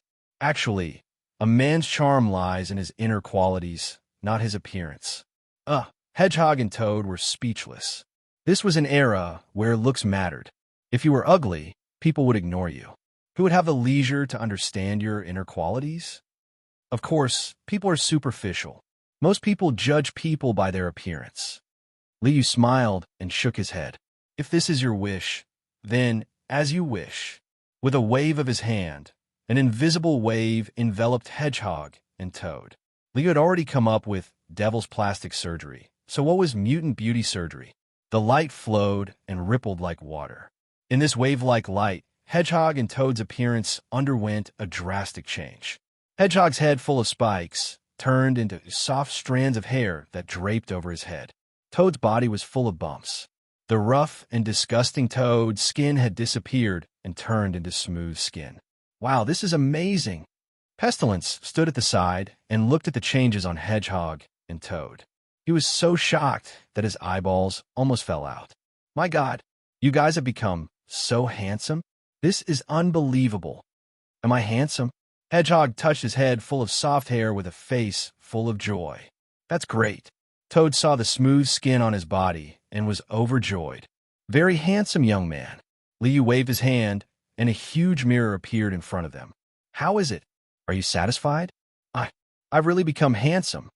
Hedgehog was so happy that he danced. Oh my God, I never thought that there would be a day when my appearance would be restored. Toad cried tears of joy. Thank you, Mr. Sargeras. Thank you so much. Hedgehog and Toad bowed to Liu excitedly and kept thanking him. Hedgehog, your hair is the same as the spikes from before. You can control the length of your hair and turn it into tiny spikes. Your attack power is very strong. Liu introduced them to Hedgehog and looked at Toad. Your ability is the same as before. You can still release poison and attack with your tongue. However, Liu is still a little depressed. My name in this world is actually known for my beauty surgery, *T.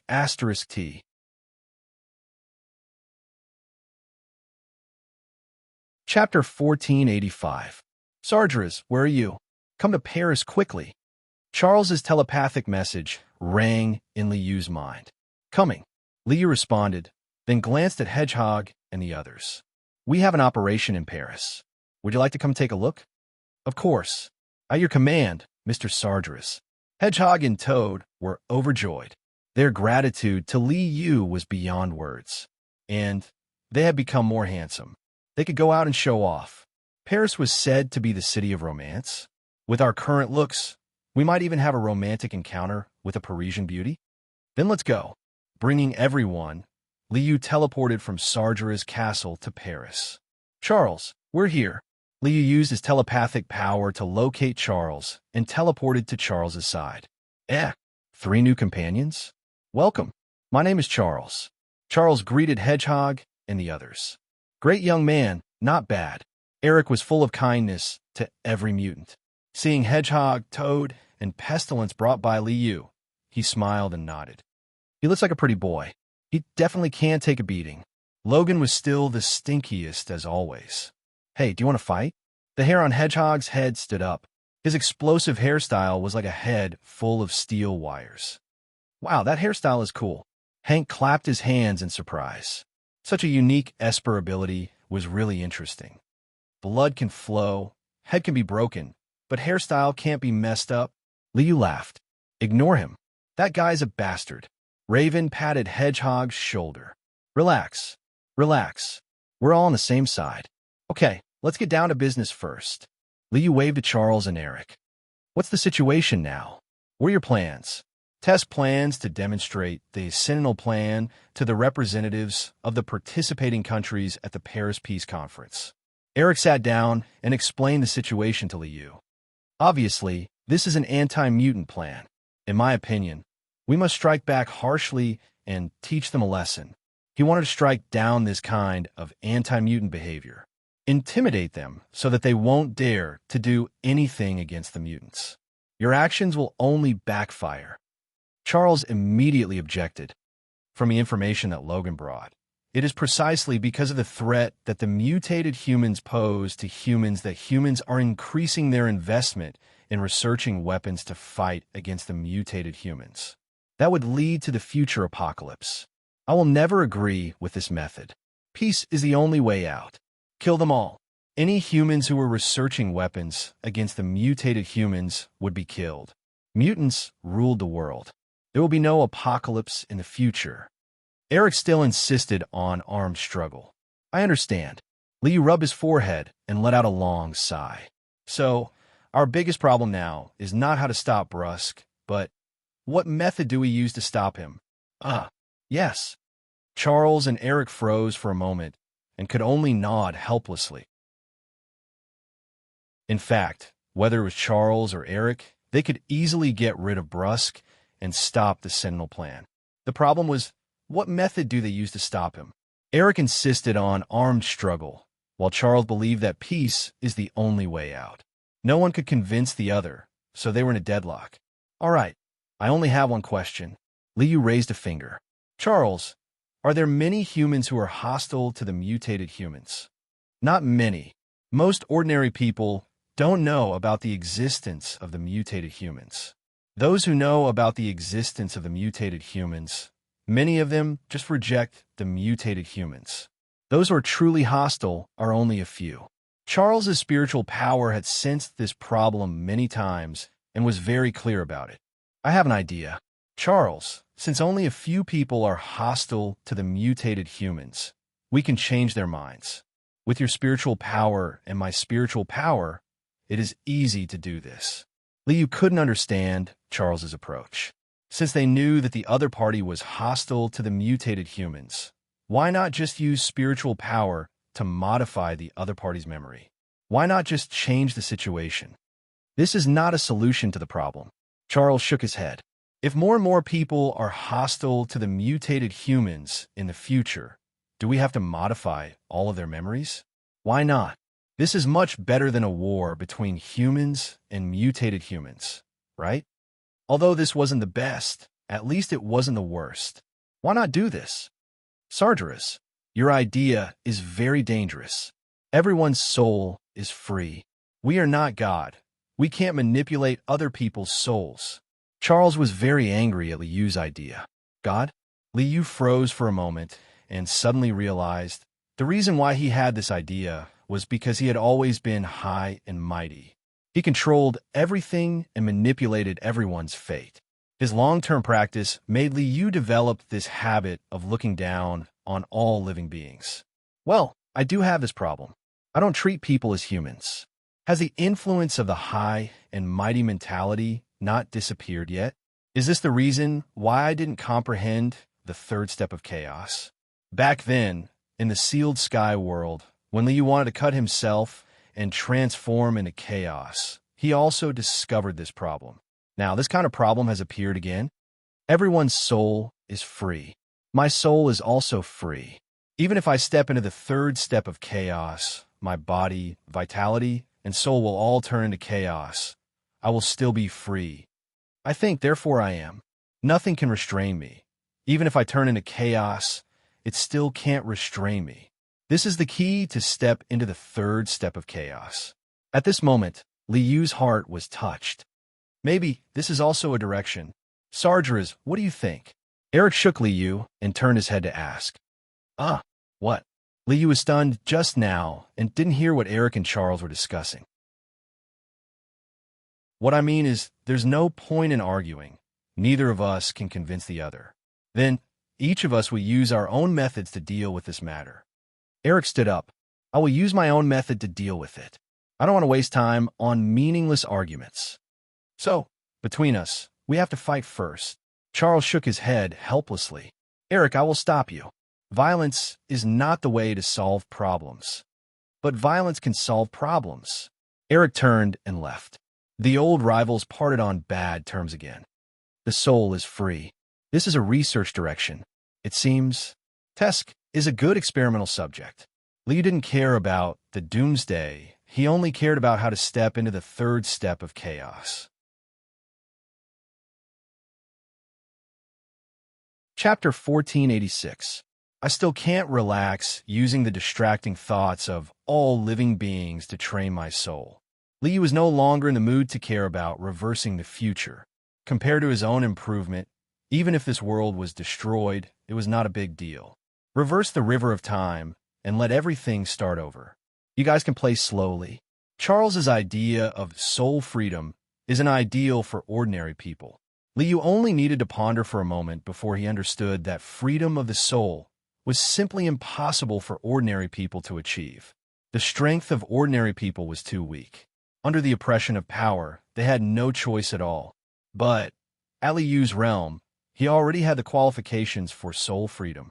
In the entire chaotic universe, only that unknown goddess could make Liu feel a little pressure. The other celestial emperors at the second step of the chaos were only on par with Liu in strength. Strength was the guarantee of freedom. So, I already have the qualifications for soul freedom. Then, how can soul freedom be achieved? Do as you wish. Be unrestrained. Be at ease. All order and laws can't restrain my heart. Do whatever you want. A certain monkey once said that I want this sky to no longer cover my eyes.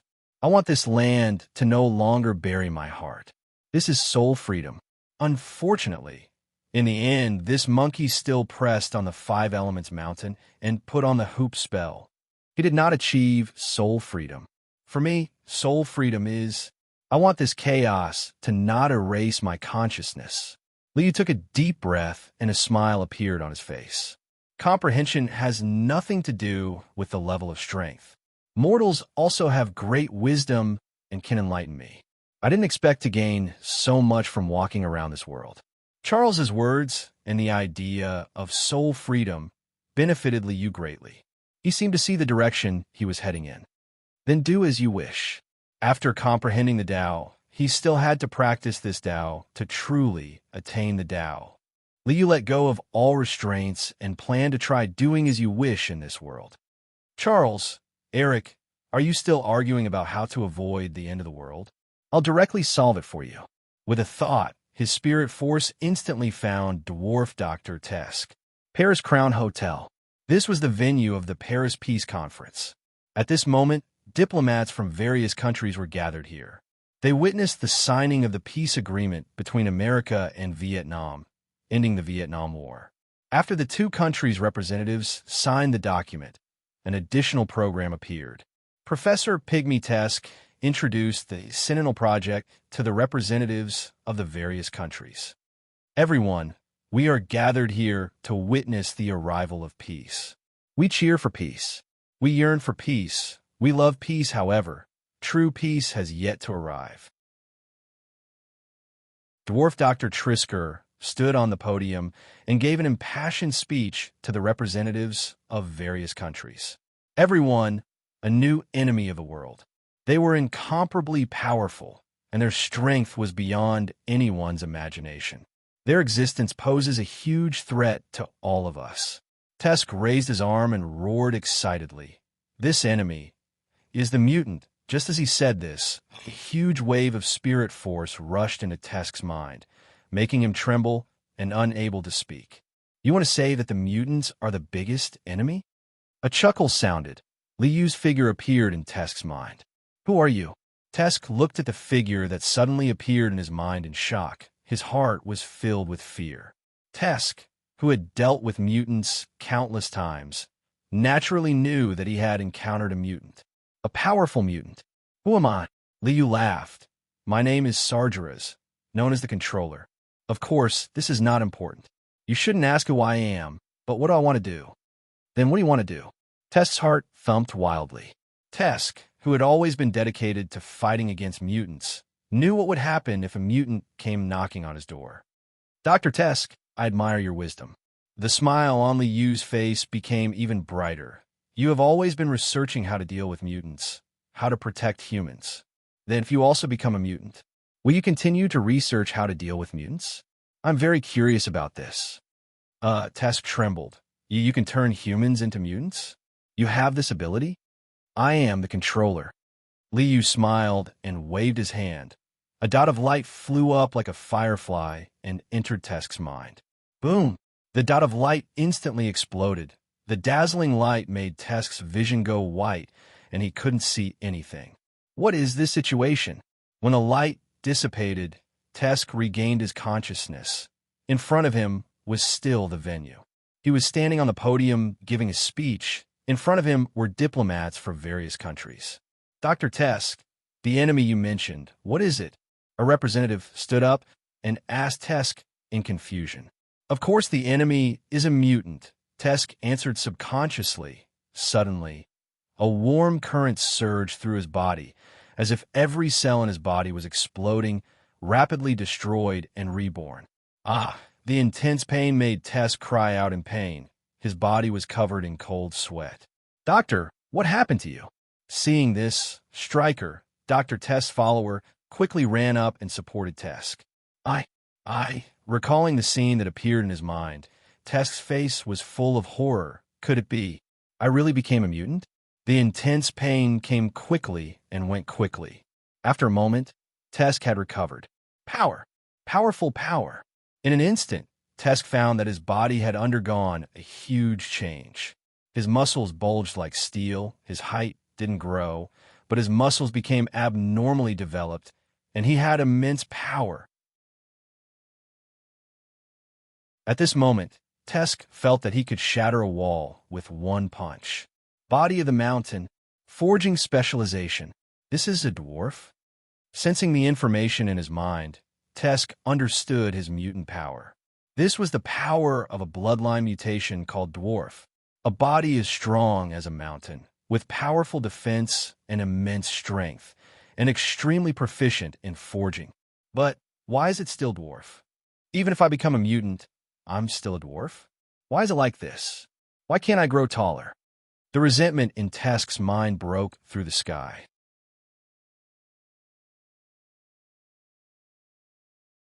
Chapter 1487. Doctor, are you okay? Do you want to take a break? Stryker looked at Tesk with concern and asked repeatedly. No, I'm fine. Tesk pushed Stryker away and stood up.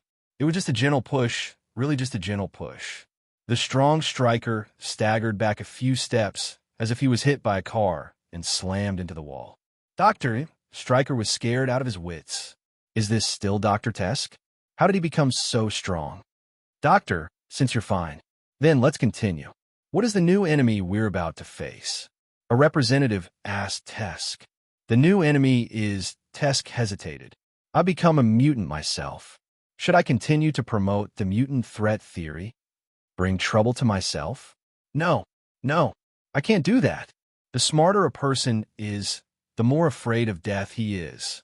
Tesk quickly thought of the consequences of promoting the mutant threat theory. What is the enemy? The representatives looked over with great interest.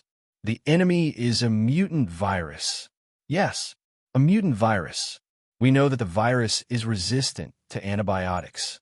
The more antibiotics we use, the more it will promote the mutation of the virus. If antibiotics are abused, we will face countless dangers from mutant viruses in the future. Tesk's mind turned and immediately found a reason to fool them. Tisich, mutant virus? You're saying that the newly invented penicillin should be banned?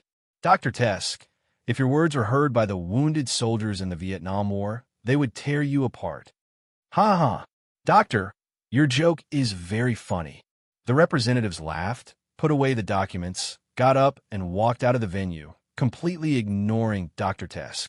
Doctor, aren't we here to promote the Sentinel Project? We're an arms company. What do we have to do with viruses? Stryker looked at Dr. Tesk with a blank face. He didn't know what Dr. Tesk was doing. Forget about the Sentinel Project. That's a bad idea. Tesk waved his hand. The Great Mutation is the direction of our future research. Mutation? A mutated virus? Doctor, are you planning to change your profession? Are you planning to enter the pharmaceutical industry? We are a defense contractor. Munitions is our research direction. Stryker was dumbfounded. Believe me, Stryker, mutation is the future. Feeling the enormous power, surging in his body. Tusk's face was full of smiles as he thought to himself, actually, becoming a mutant is pretty good. It was just that he still hadn't grown taller. Is it because I'm short that I evolved the power of a dwarf? Sargeras, Master, are you mocking me? Tusk's heart was filled with resentment towards Liu. Boom. At this time, the door of the conference hall was knocked open. Tusk, your time has come. The angry Magneto roared into the venue, and the mighty magnetic storm surged on Eric, and all the metal products in the conference hall trembled violently. Stop! Eric, stop it! Charles roared and chased after them with Hank and Logan. Charles, you can't stop me. Tusk must die today. The mighty magnetic storm roared, and countless metal products hovered and shuttled back and forth in the conference hall, turning into sharp blades that stabbed towards Tusk. Body of the mountain, Tusk roared, and a yellow light shone, and his whole body turned into hard rock. His whole person seemed to have turned into a short and stout stone statue. Ding, ding, ding. Eric's sharp blades stabbed Tusk's body, and there was a continuous ding-ding sound, but they could not hurt Tusk at all. What's going on? Seeing the changes in Tusk, Eric was stunned. Tusk is a mutant? Tusk is actually a mutant? Bastard. Tusk, you bastard. Eric's heart was filled with anger, and he pointed at Tusk and roared, Tusk, you are obviously a mutant. Why did you kill our own companions? Why? Tusk is a mutant? How is that possible? Wolverine was dumbfounded. The Tusk I know is clearly not a mutant. What's going on? Is this still the past I know? Did I go the wrong place? The unimaginably powerful Mystique, Charles who does not need a wheelchair, the mutant midget Dr. Tusk, in my future. There is no such thing. Shadowcat, where did you send me? This is not the place I want to be. You sent me to the wrong place. Wolverine roared in his heart. What's going on? Doctor, what's going on? Didn't we agree to fight against the mutants together and protect humanity together? You were such a great forerunner, and you actually... Tusk was dumbfounded. He only felt that his idol had collapsed, and his faith in life was gone. He was already out of his mind, and he was confused about the future. No, this is not real. Tusk roared, and like a headless fly, he rushed out of the door. Unfortunately, Stryker bumped into Logan. Logan raised his fist and was about to hit him, when he suddenly saw Tusk's face. It's you. Countless scenes emerged in his mind. It was the scene of Logan being transformed into Wolverine by Tusk. His brain seemed to be about to explode. Logan held his head and roared, and bone spurs rushed out of his fist. This person, Tusk saw the bone spurs on Logan's fist, frowned, and turned to run. This was a meeting of fate. The story of Wolverine and Stryker began with this meeting. Dr. Tusk, I will not give up my ideals. Even if you betray me, I will still adhere to our ideals. Tusk strengthened his revolutionary fighting spirit and intended to inherit the ideals of Dr. Tusk and continue to bravely move forward on the road against the mutants. Tusk, you are a mutant? Charles and Hank looked at Dr. Tusk, who had turned into the body of a hill, and their expressions were very interesting. You are clearly our companion, and we are clearly on the same side. Why did you do this? Why did you hurt our own companion? Why? Eric's eyes were already red. I just became a mutant. Do you believe it? Tusk's face was full of helplessness. I didn't know I would be turned into a mutant by Sargeras. If I knew about this, why would I do those things to deal with the mutants? I'm also very innocent, okay?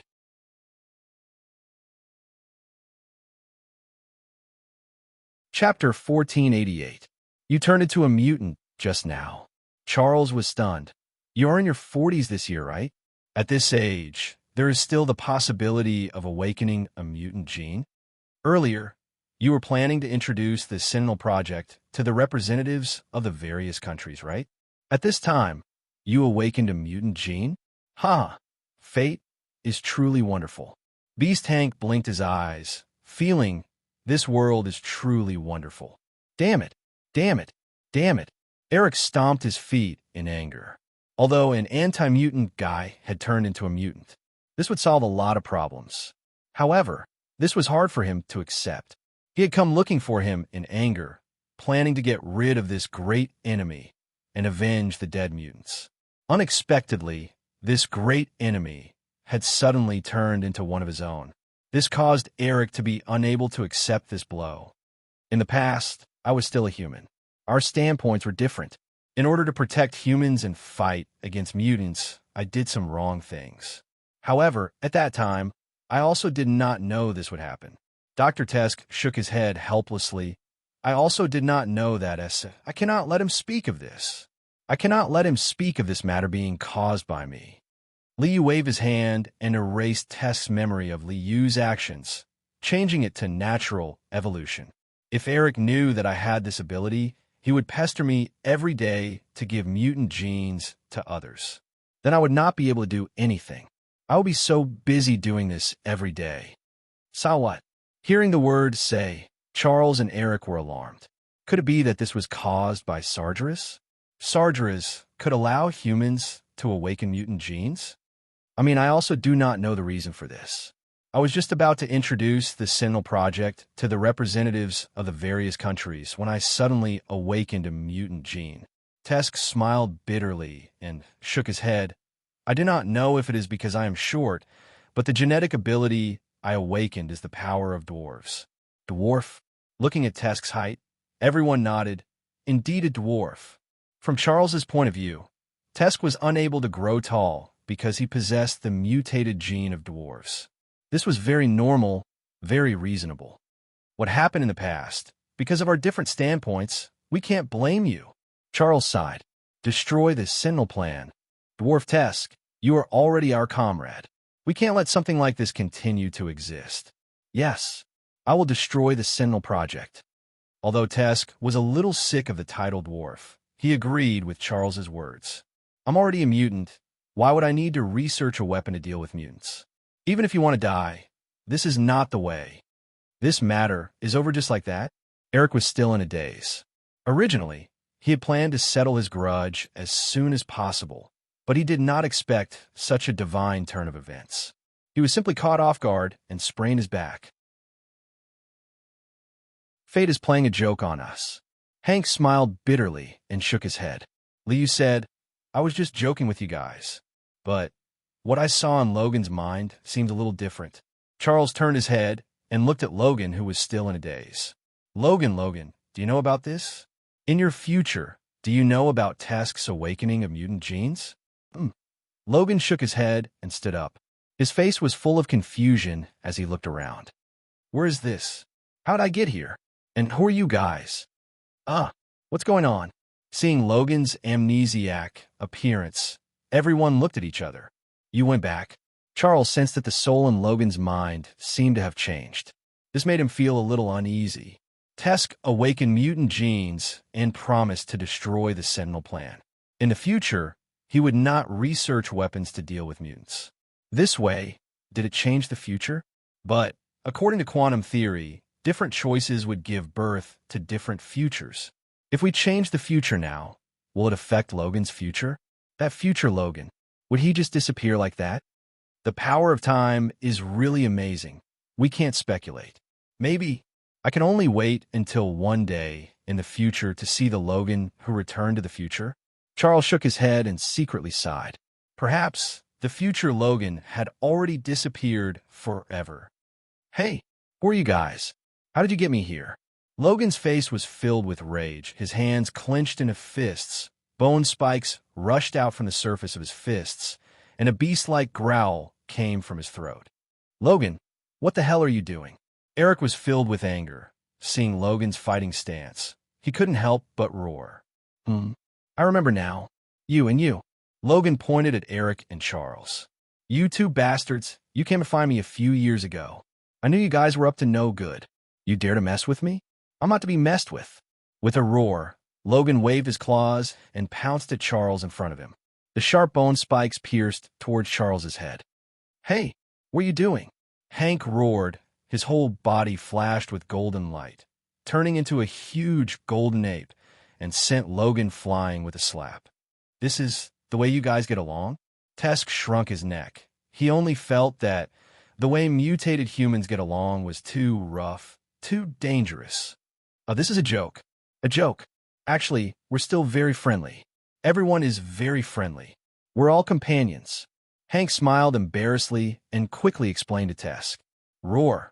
Wolverine's furious roar interrupted Hank's words. Sharp bone spikes, heavy fists, Logan's violent nature was revealed. He was like a crazy beast. Bang, bang, bang. The gorilla and the werewolf fought together. Strong winds surged, roaring continuously. "Wow, he's so kind." Tesk shrugged. "Your game is very interesting. Play slowly." Picking up the file box, Tesk turned and left. "It seems it's over." Charles shrugged. "Tesk, wait for me. I still have some questions to discuss with you." With that said, Charles chased after Tesk, too lazy to care about the two fighting beasts. "The future changed just like that? We didn't do anything? What's going on?" Eric suddenly felt. After being busy for so long, tossing and turning for so long without doing anything, the matter was resolved? How is this possible? At this time, Eric had some guesses in his mind. Tesk's awakening of the mutated human gene was definitely not without reason. The Apple of Eden has an unawakened bestowal ability. Could it be there are others with this ability? Could it be Sargeras? Until now, no one knew what Sargeras' true ability was. Could it be him? Eric suddenly had a realization. Let humans awaken the mutated human gene. Let all humans become mutated humans. This is what I should be working towards.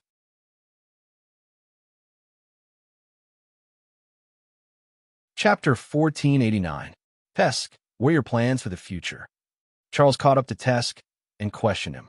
Of course, this sentence was not the key, nor was it Charles's true purpose. As he spoke, Charles's psionic power had already seeped into Tesk's mind.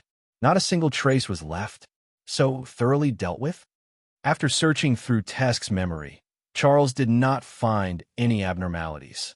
Everything was very normal, as if Tesk really did awaken the mutant gene himself. The more normal it is, the more abnormal it is. Charles shook his head. Reversing the future. Since it is a reversal, there must be changes. Tesk's awakening of the mutant gene is the biggest change. Therefore, this must be Sargeras' doing. His ability is actually this. It can actually give others the ability of a mutant. Tesk did not find any abnormalities in his mind. This must be Sargeras using psionic power to modify Tesk's memory. Sargeras, controller, your power is indeed powerful. Smiling and nodding, Charles let go of Tesk and talked along the way, tricking Tesk into a peaceful formation. Next, I could settle down for a while. Liu casually completed the reversing the future mission and focused on himself. Use the distracting thoughts of living beings to refine the soul, and then continue to practice the path of soul freedom. This will be my main mission from now on. Liu stretched his back and took a sip from his wine glass. He exhaled a breath that reeked of alcohol. At this point in time, the key figure in the future, the most powerful mutant, Jean Grey, is still a child. Thinking of the tragic story of the Phoenix Girl, Liu felt that saving the girl who lost her footing was his mission. Raven? Huh. Those guys went out to go crazy. Just as he was about to call Raven, he found that Raven had gone out with Hedgehog, Toad, and Plague to fool around. Forget it. I'll go myself. Liu stood up and straightened his clothes. I'll go meet this future Black Phoenix.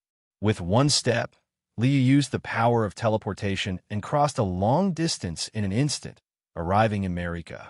This was a small town. Mr. and Mrs. Grey and their 6-year-old daughter, Jean Grey, lived in this small town. An ordinary life, peaceful and serene. The young Grey couple did not know that their daughter would become such a terrifying existence in the future. Jean Grey is still in school. Liu released his soul and scanned, only to discover that the 6-year-old Phoenix was in the first grade of the elementary school in the town. All right, why do I suddenly feel like I'm abducting a little lowly? This must be an illusion. It must be. Liu shrugged and walked toward the town's primary school. They arrived at the school gate. On the lawn of the school, Liu saw a little girl drawing under a tree. Fiery red hair, big bright eyes, and a little baby fat. That terrifying phoenix girl in the future was really an innocent little girl now. What are you drawing? Liu's figure flashed and silently appeared behind the phoenix girl. Flower. Jean Grey did not raise her head. The brush in her hand was still smearing on the drawing board. But the flower she drew was actually a bright red color. That fiery red flower was like a ball of burning flame. The flower you drew is very special. Liu secretly shook his head.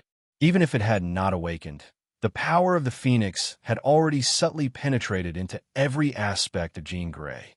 In the future, in order to prevent the phoenix girl from being affected by the destructive power, Charles used the power of the mind to imprison Jean Grey's dark emotions. Unfortunately, Charles did not know the principle of blocking is better than letting go. Charles built a dam to block Jean Grey's destructive power. However, when Jean Grey's dark destructive power accumulated to the limit and broke through the dam, the consequences were simply unimaginable. Laser eyes died, and Charles's body was also decomposed into a pile of dregs by the Dark Phoenix Girl. Telekinesis, telepathy, flying in the air, decomposing matter, twisting space and time. The terrifying power of the Phoenix Girl was completely the power to destroy the world. Speaking of which, it seemed that the Phoenix Girl had a lot of abilities. In fact, it was still the power of the mind. Those abilities were just manifestations of the power of the mind. Little girl, what is your name? Liu smiled and walked in front of Jean Grey. My name is Jean. Jean Grey. Sir, who are you? I don't think I've seen you before. Jean Grey raised her head from the drawing board and looked at Liu in confusion. In her bright eyes, there was a faint trace of golden red color. That was the power of the phoenix hidden in Jean Grey's body. Level 5 Mutant Jean. My name is Sargeras. Liu smiled and nodded. Jean, I came specially to see you. It's perfect. Sensing the enormous power hidden in Jean Grey's body, Liu secretly praised in his heart. This was the miracle of evolution. The human body, because of genetic evolution, had such enormous power. It was simply beyond imagination. It was completely different from the path of cultivation that Liu knew. This kind of power did not conform to the conservation of energy at all. Immortal cultivation was already very mysterious. However, immortal cultivation at least had an energy source called vitality of heaven and earth. This ability had no energy source at all. It was an ability born from genetic evolution. This was clearly cheating, and it was an unreasonable cheating. It's precisely because of cheating, precisely because the power comes too easily, it lacks the tempering of the mind. The growth of the mind can't keep up with the growth of the power, which leads to all kinds of problems. Liu smiled and glanced at Jean Grey. Jean, let's make a deal. You give me a strand of hair, I'll give you a gift. How about it? The strange uncle lied to the child. What do you mean by a deal? Jean Grey's innocent eyes made Liu retreat in defeat. Let's give each other gifts. You give me a strand of hair, I'll give you a gift. Liu almost forgot that the Phoenix Girl was only 6 years old now. How would she know what a deal was? After giving each other a gift, we're good friends? Jean Grey smiled happily.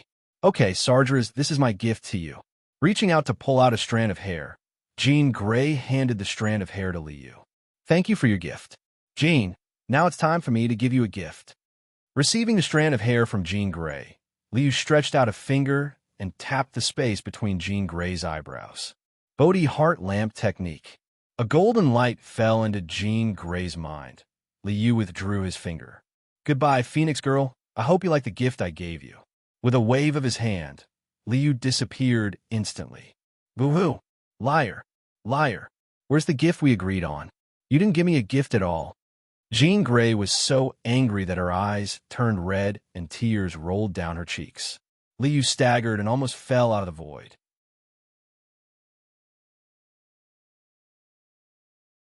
Chapter 1490. The Bodhi heart lamp technique illuminates all directions, and the heart is like glass. Liu turned his head to look at Jean Grey and shook his head with a smile. This is a method to cultivate the mind.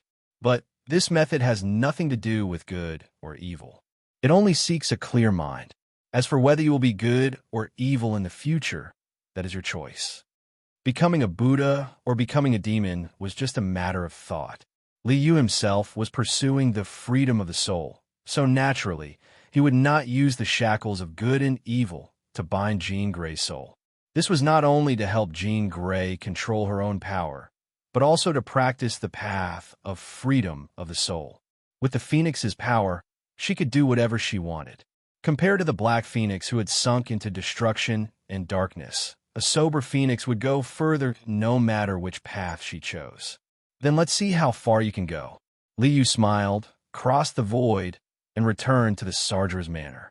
The power of a level 5 mutant is the peak of power in this world. Back at the manor, Liu sat down on the sofa in the living room and took out Jean Grey's hair.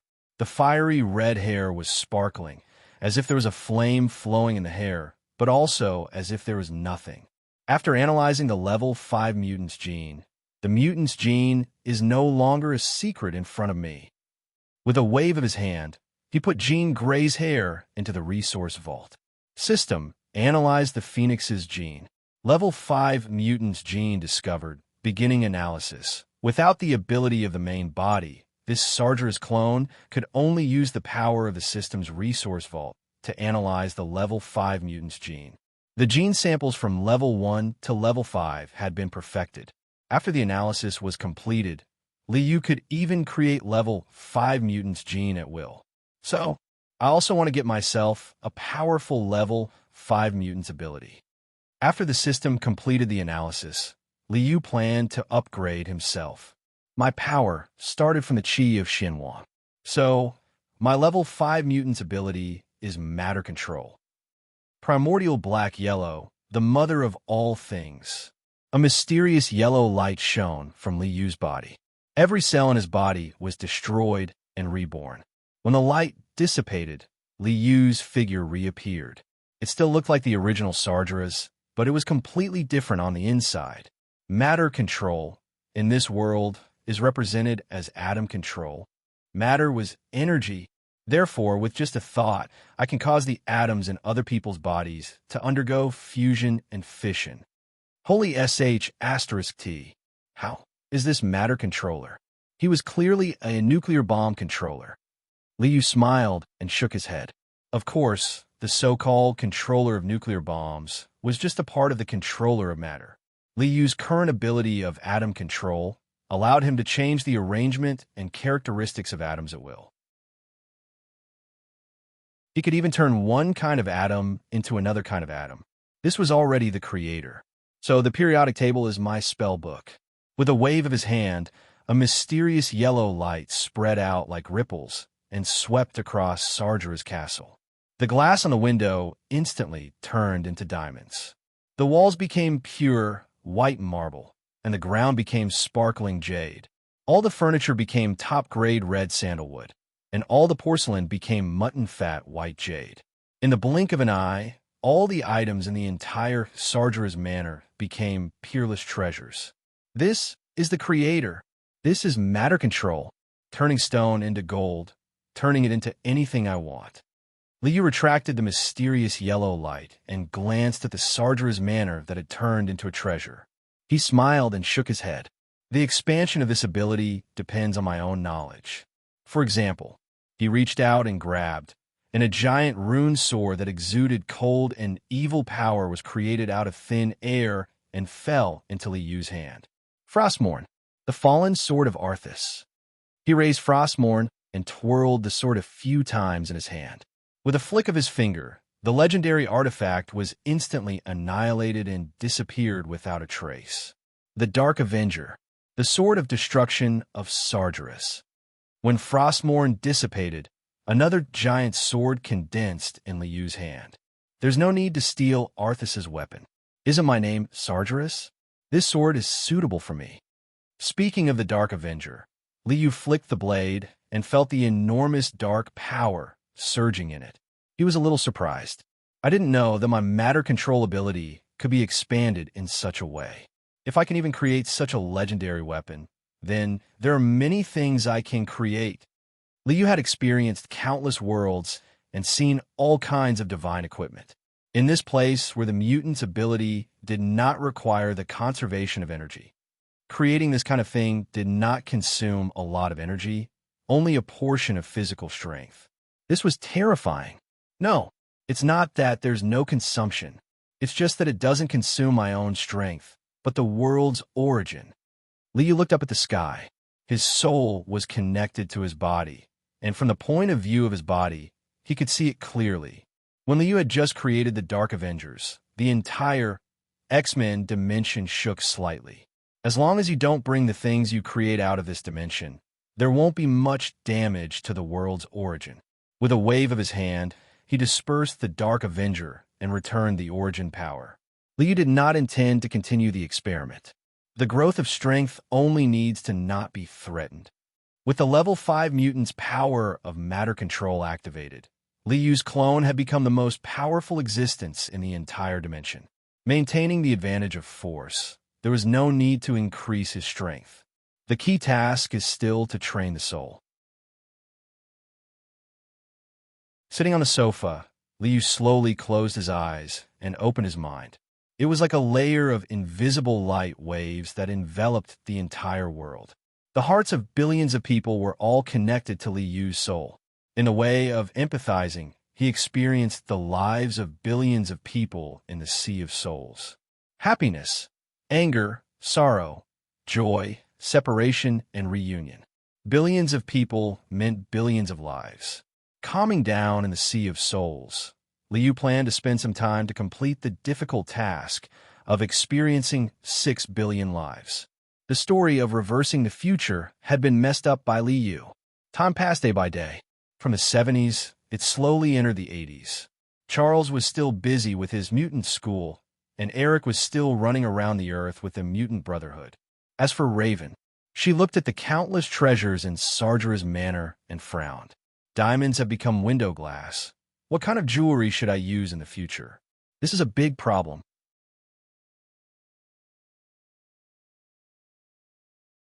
Chapter 1491.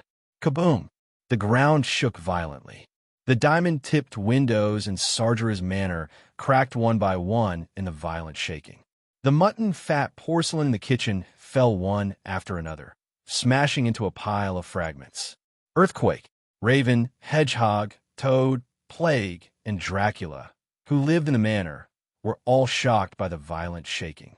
They rushed out of the room one by one. As for Liu, he was still sleeping on the bed. All right, he was experiencing all kinds of life. With Liu's ability, he naturally wasn't worried about being crushed to death by the earthquake. So, even the loyal butler Dracula didn't care about Liu, who was still sleeping. Oh, damn it! The diamond chandelier in the room fell off and landed heavily on Liu's body, causing Liu to let out a strange cry. This earthquake! Liu opened her eyes and waved her hand to throw away the diamond chandelier. She got up from the bed and turned to look south in the direction of Egypt. The earthquake quickly subsided, but Liu's anger hadn't subsided yet. This isn't a natural earthquake. I can already feel a huge amount of power. This is the power of a mutant.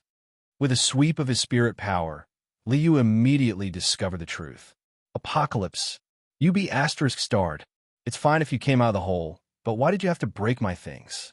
Can you afford to pay for it? Liu roared and waved his hand. A yellow light rippled out and swept across the entire Sargera's manor. Under this light, all the damage caused by the earthquake was instantly restored to its original state. Apocalypse? What does that mean? Raven jumped onto the balcony on the second floor and entered Liu's room to ask Liu. An old Beaster's star that can't die. He died for thousands of years and came out of the hole again. The earthquake just now was caused by him. Liu snorted and turned to look in Egypt's direction. Apocalypse, if you want to come out, I can't be bothered with you. But you shouldn't have broken my things. Apocalypse, you owe me a huge sum of compensation. I hope you can pay for it. Apocalypse? A mutant? The earthquake just now was caused by a mutant? Hearing Liu's words, Raven was shocked. Oh my god, how strong is this Apocalypse? Peak of level 4, close to level 5. Apocalypse was very strong, but he still wasn't a level 5 mutant. In the original work, Apocalypse was a one-hit kill in front of Jean Grey, a level 5 mutant who was still very young. Peak of level 4? Rue nodded. Very good. Sargeras, let's go catch him. How dare he break my furniture? He has to pay. Someone owes you money?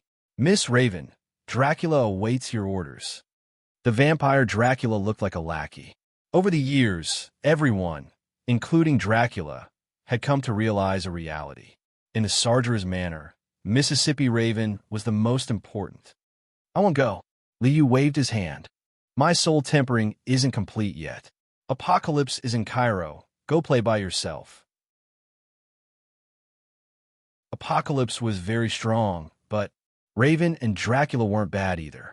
Even if there was a conflict with Raven's ever-changing ability, the possibility of Apocalypse killing Raven was simply impossible. Since there wasn't any danger, it didn't matter if Raven and the others went to play. All right, we'll go play by ourselves. Raven also knew that with Liu's strength, this Apocalypse would be killed with one slap. Liu had gone, so there was nothing to play with.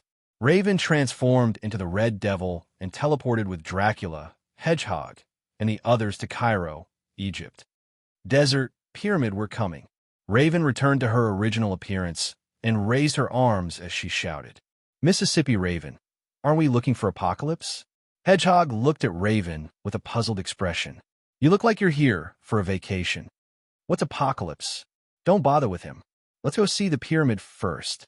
Raven waved her hand, and the debt collection team instantly became a vacation team. Whether it was Liu or Raven, they didn't take this Apocalypse to heart.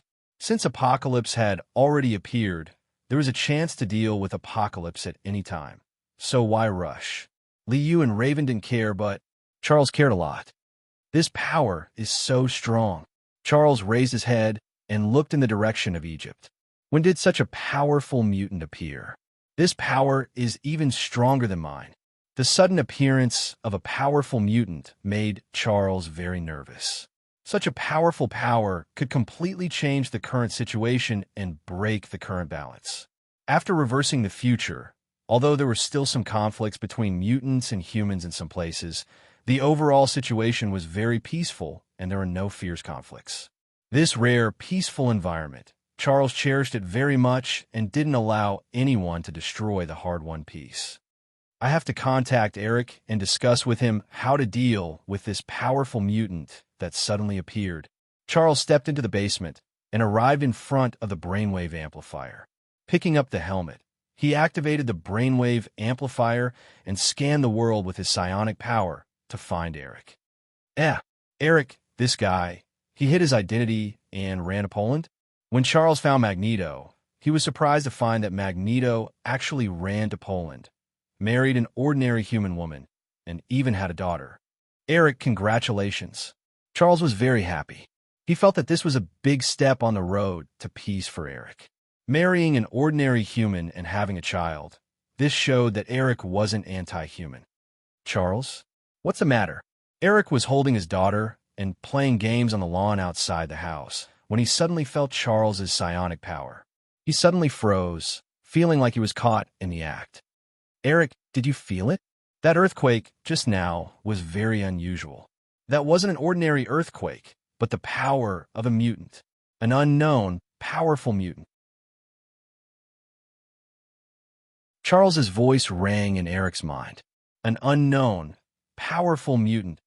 Eric heard the news and frowned tightly. He knew very well what this meant. Judging from this earthquake, this powerful, unknown mutant style of doing things must be unscrupulous, and there was no way to know what he would do. Eric wanted to create a better future for mutants, but his research direction had become how to evolve humans into mutants. This guy who suddenly popped out of nowhere and acted recklessly would definitely cause a lot of trouble. This person is dangerous. We must find him. Talk to him. Eric and Charles quickly reached a consensus and planned to have a good talk with Apocalypse. Unfortunately, Apocalypse only liked others to follow his orders and had no intention of having a good talk with people.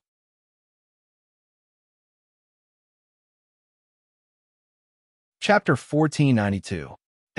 Charles found Eric. Liu was covering the whole world with his psionic power and had already sensed that Charles and Eric were talking. After advancing to level 5, Liu had also upgraded his other abilities.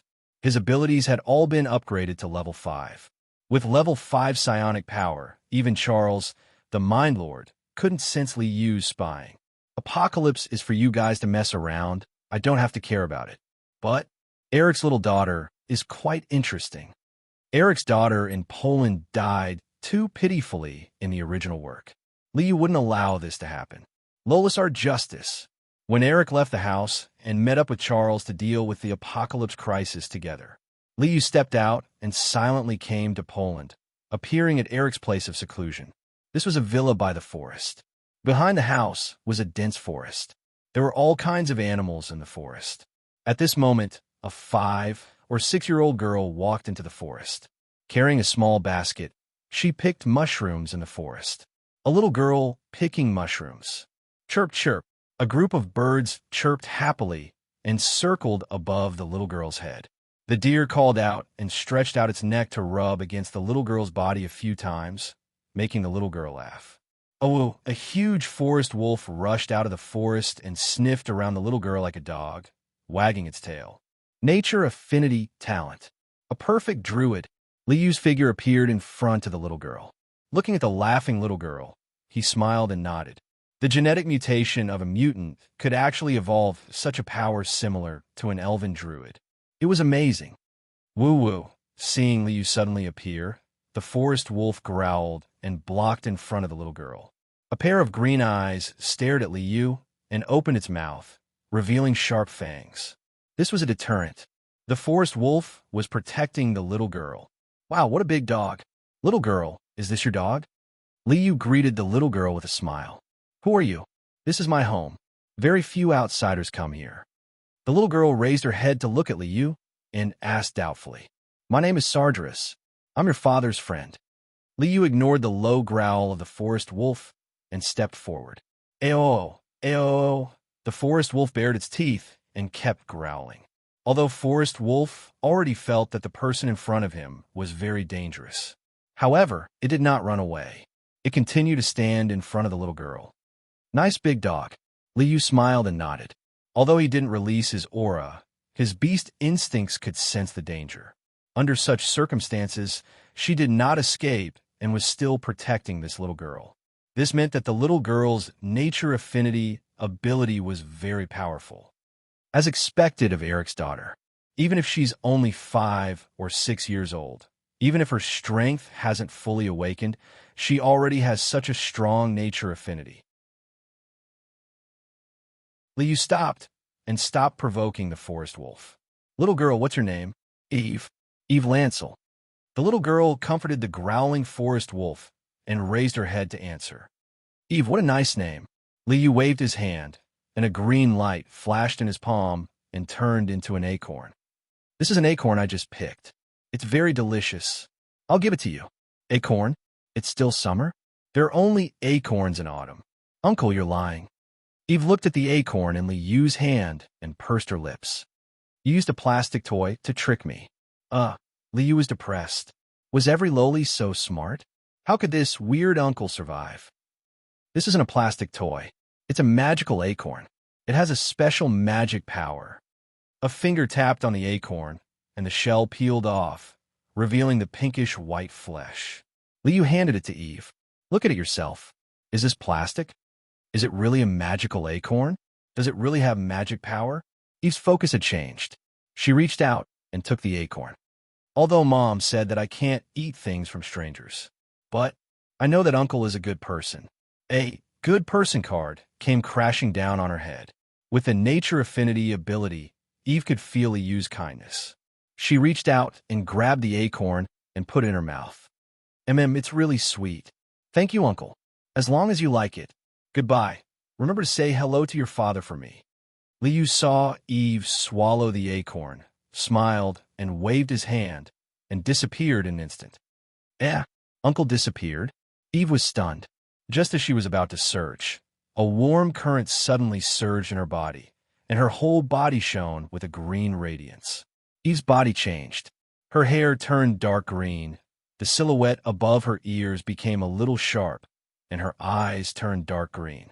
A green radiance that was full of vitality surged in Eve's body, and the little animals around her cried even more happily. Elf, druid, what is this? An inexplicable message suddenly appeared in her mind, and Eve found that she suddenly understood a power called druid. It seemed to be the upgraded version of her original power. Eve found that she had healing ability, transformation ability, and could also cast some spells. Is this the credit of that acorn? It's really a magical acorn. It really has magic power. Eve laughed happily. That uncle is called Sargeras? Is he Dad's friend? Dad's friend. Is he a wizard? After gaining a new ability, Eve played even more happily in the forest. It was as if the whole forest had a life of its own. The flowers, trees, birds, and animals all became Eve's friends. We already have dwarves, so it's not a big deal to have an elven druid. She could do whatever she wanted, and that was how willful she was. Liu returned to the Sargeras manor and began to be an otaku again. While Liu was fooling the little lowly, Apocalypse was also fooling. In Cairo, Lady Stormsword, who was still a non-mainstream girl, was chased away by a group of people after getting into trouble on the street. Apocalypse, who had just escaped from the ground, happened to see this scene. The strong rule the weak. This is the truth. You have great power, so why are you still being chased by these ants? Apocalypse waved his hand, and the ability of molecular transformation buried the people chasing Lady Stormsword into the wall. Sorry, I don't understand what you're saying. Lady Stormsword expressed that she didn't understand the ancient Egyptian language that Apocalypse spoke. However, as a mutant, Lady Stormsword still brought Apocalypse home. If this dangerous mutant was left outside, he was afraid that it would cause more trouble.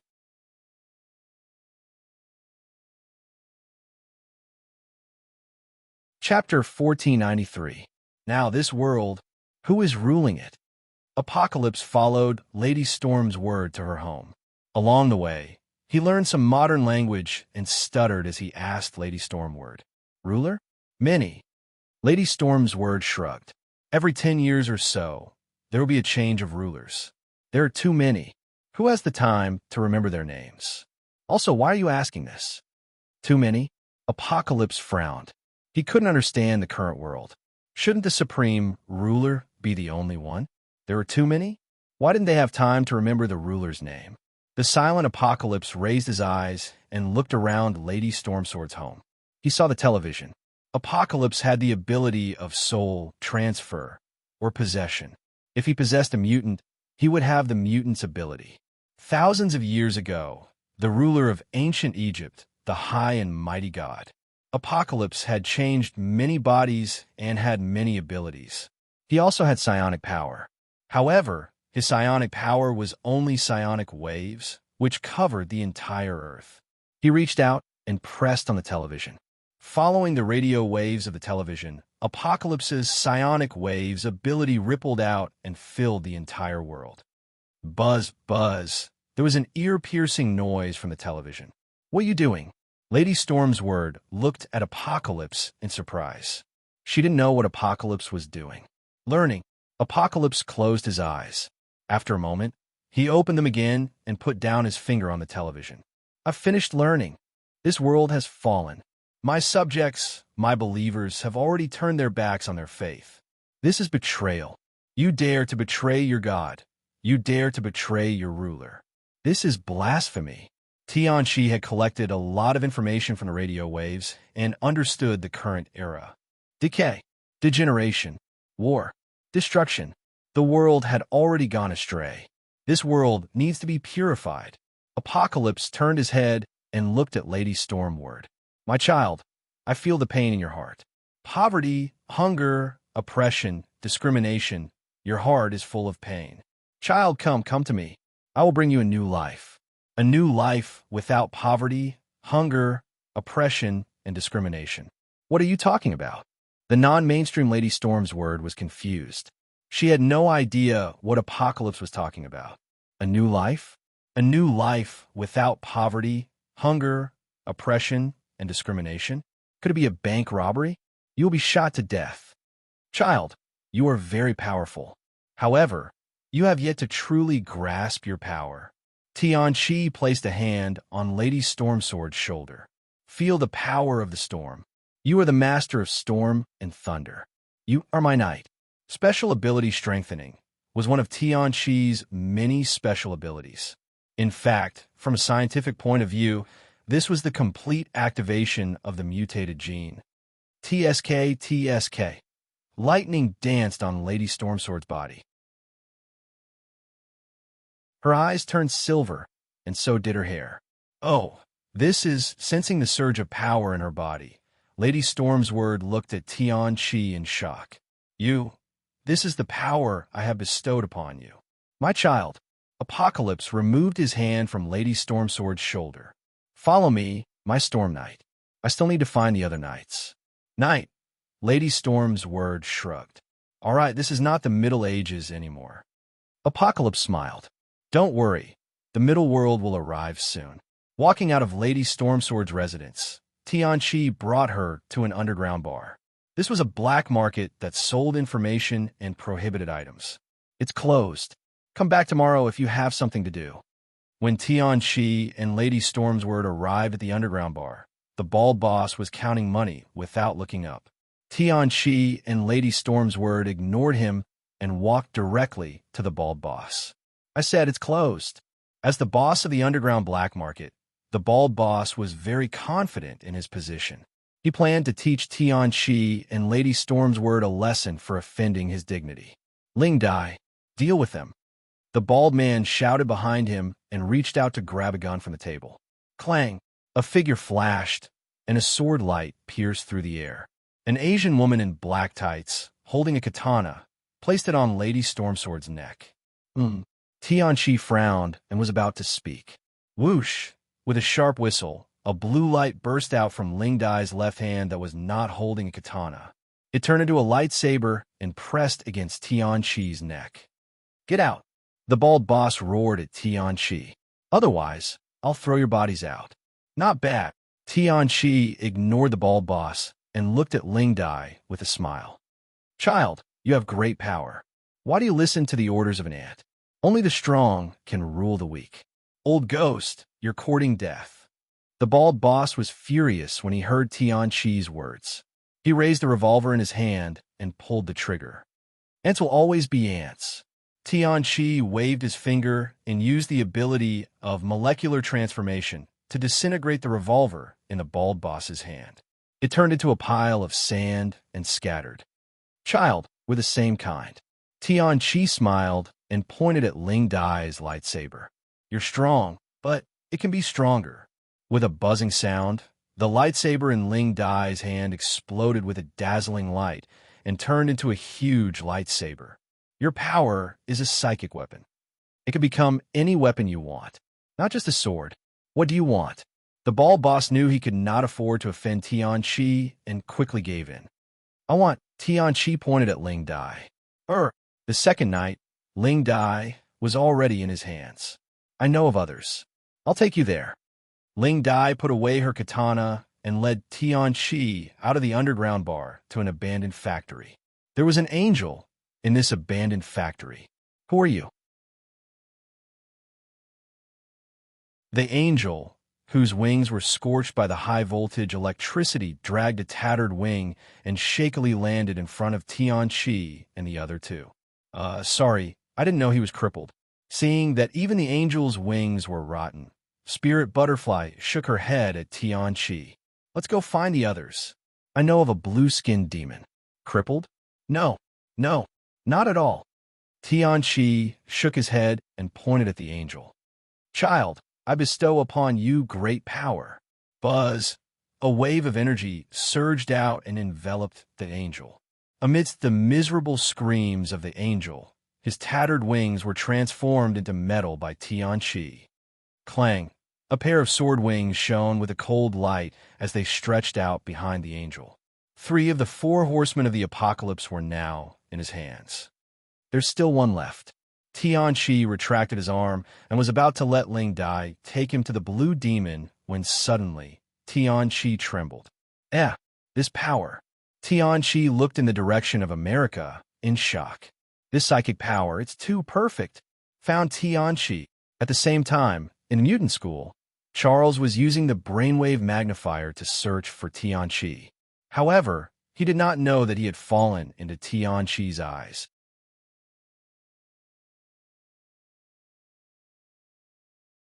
Chapter 1494.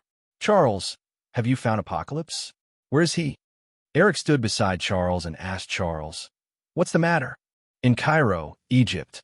I'll try to communicate with him first and see if I can convince him. If it doesn't work, then I'll take action." In Charles's eyes, every mutant was his own kind. Unless absolutely necessary, it was best to avoid conflict. "Hey, hello, I'm Charles. New comrade. You've caused too much of a commotion."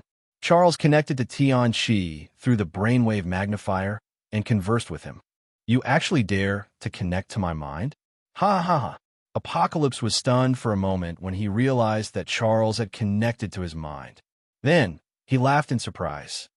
Thank you. Your power is very useful. You've been a great help." Boom!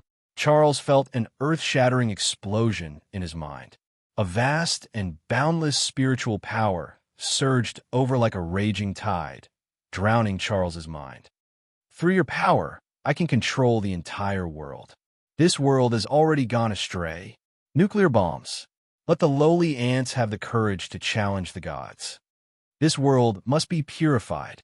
Apocalypse opened his arms, and a vast and boundless spiritual power surged into Charles's mind, driving Charles's power to envelop the entire world.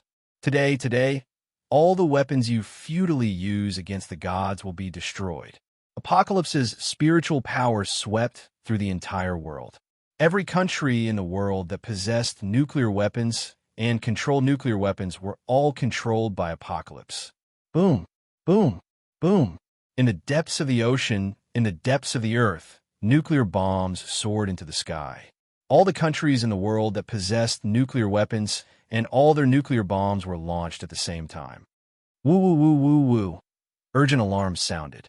The leaders of the various countries were so shocked by this sudden change that their faces turned pale and sweat broke out all over their bodies. What's going on? Who ordered the launch of the nuclear bombs? Why are our nuclear weapons being launched? Terrified screams rang out in the command centers of the various countries. God, is the world going to be destroyed?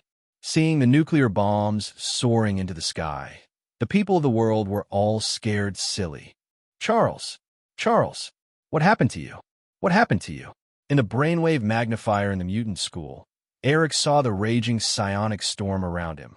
He was shocked when he saw Charles with black eyes. Ow, Eric, destroy it. Destroy the brainwave magnifier. Charles gathered all his willpower and yelled at Eric. Boom! Eric made a prompt decision. A mighty magnetic storm swept out and directly dismantled the brainwave magnifier. Bang! Sparks flew everywhere as Charles screamed and tore off the helmet on his head. His body was drenched in sweat as he staggered and fell to the ground. Charles! Beast Hank reached out to support Charles and shouted in a panic. What happened? Charles, what happened? What's wrong with you? Tianqi, Charles said with difficulty. That person is called Apocalypse. The only thing he brought was destruction. Stop him. Eric, stop him. Boom! Before Charles could finish speaking, there was a loud bang in front of them. A faint blue light shone, and a huge hole broke open in the void. Apocalypse, Lady Stormward, Spirit Butterfly, and Angel walked out of the void passage. He's already here. Eric's face was cold. He waved his hand, and a magnetic storm swept out. The steel plates inside the brainwave magnifier turned into sharp blades that whizzed toward Tianqi and the others. Futile resistance. Apocalypse looked at the sharp blades, whistling toward him, and sneered. He stretched out his arm. He pressed his palm, and the power of molecular transformation swept out. Sha, sha, sha. Under Apocalypse's palm, all the metal objects in front of him turned into sand. Eric was shocked to find that he could no longer find any metal. Roar! Hank put down Charles and roared. He turned into a giant golden ape and swung his fist at Apocalypse. Brute force is meaningless. With another wave of his hand, the sand on the ground swirled up and covered Hank's body. Imprisoned, the sand instantly condensed and turned into a huge rock. Hank was trapped in the rock, with only his head sticking out. Charles called Sargeras. Eric roared at Charles. Then, he clenched his fists and charged at Apocalypse.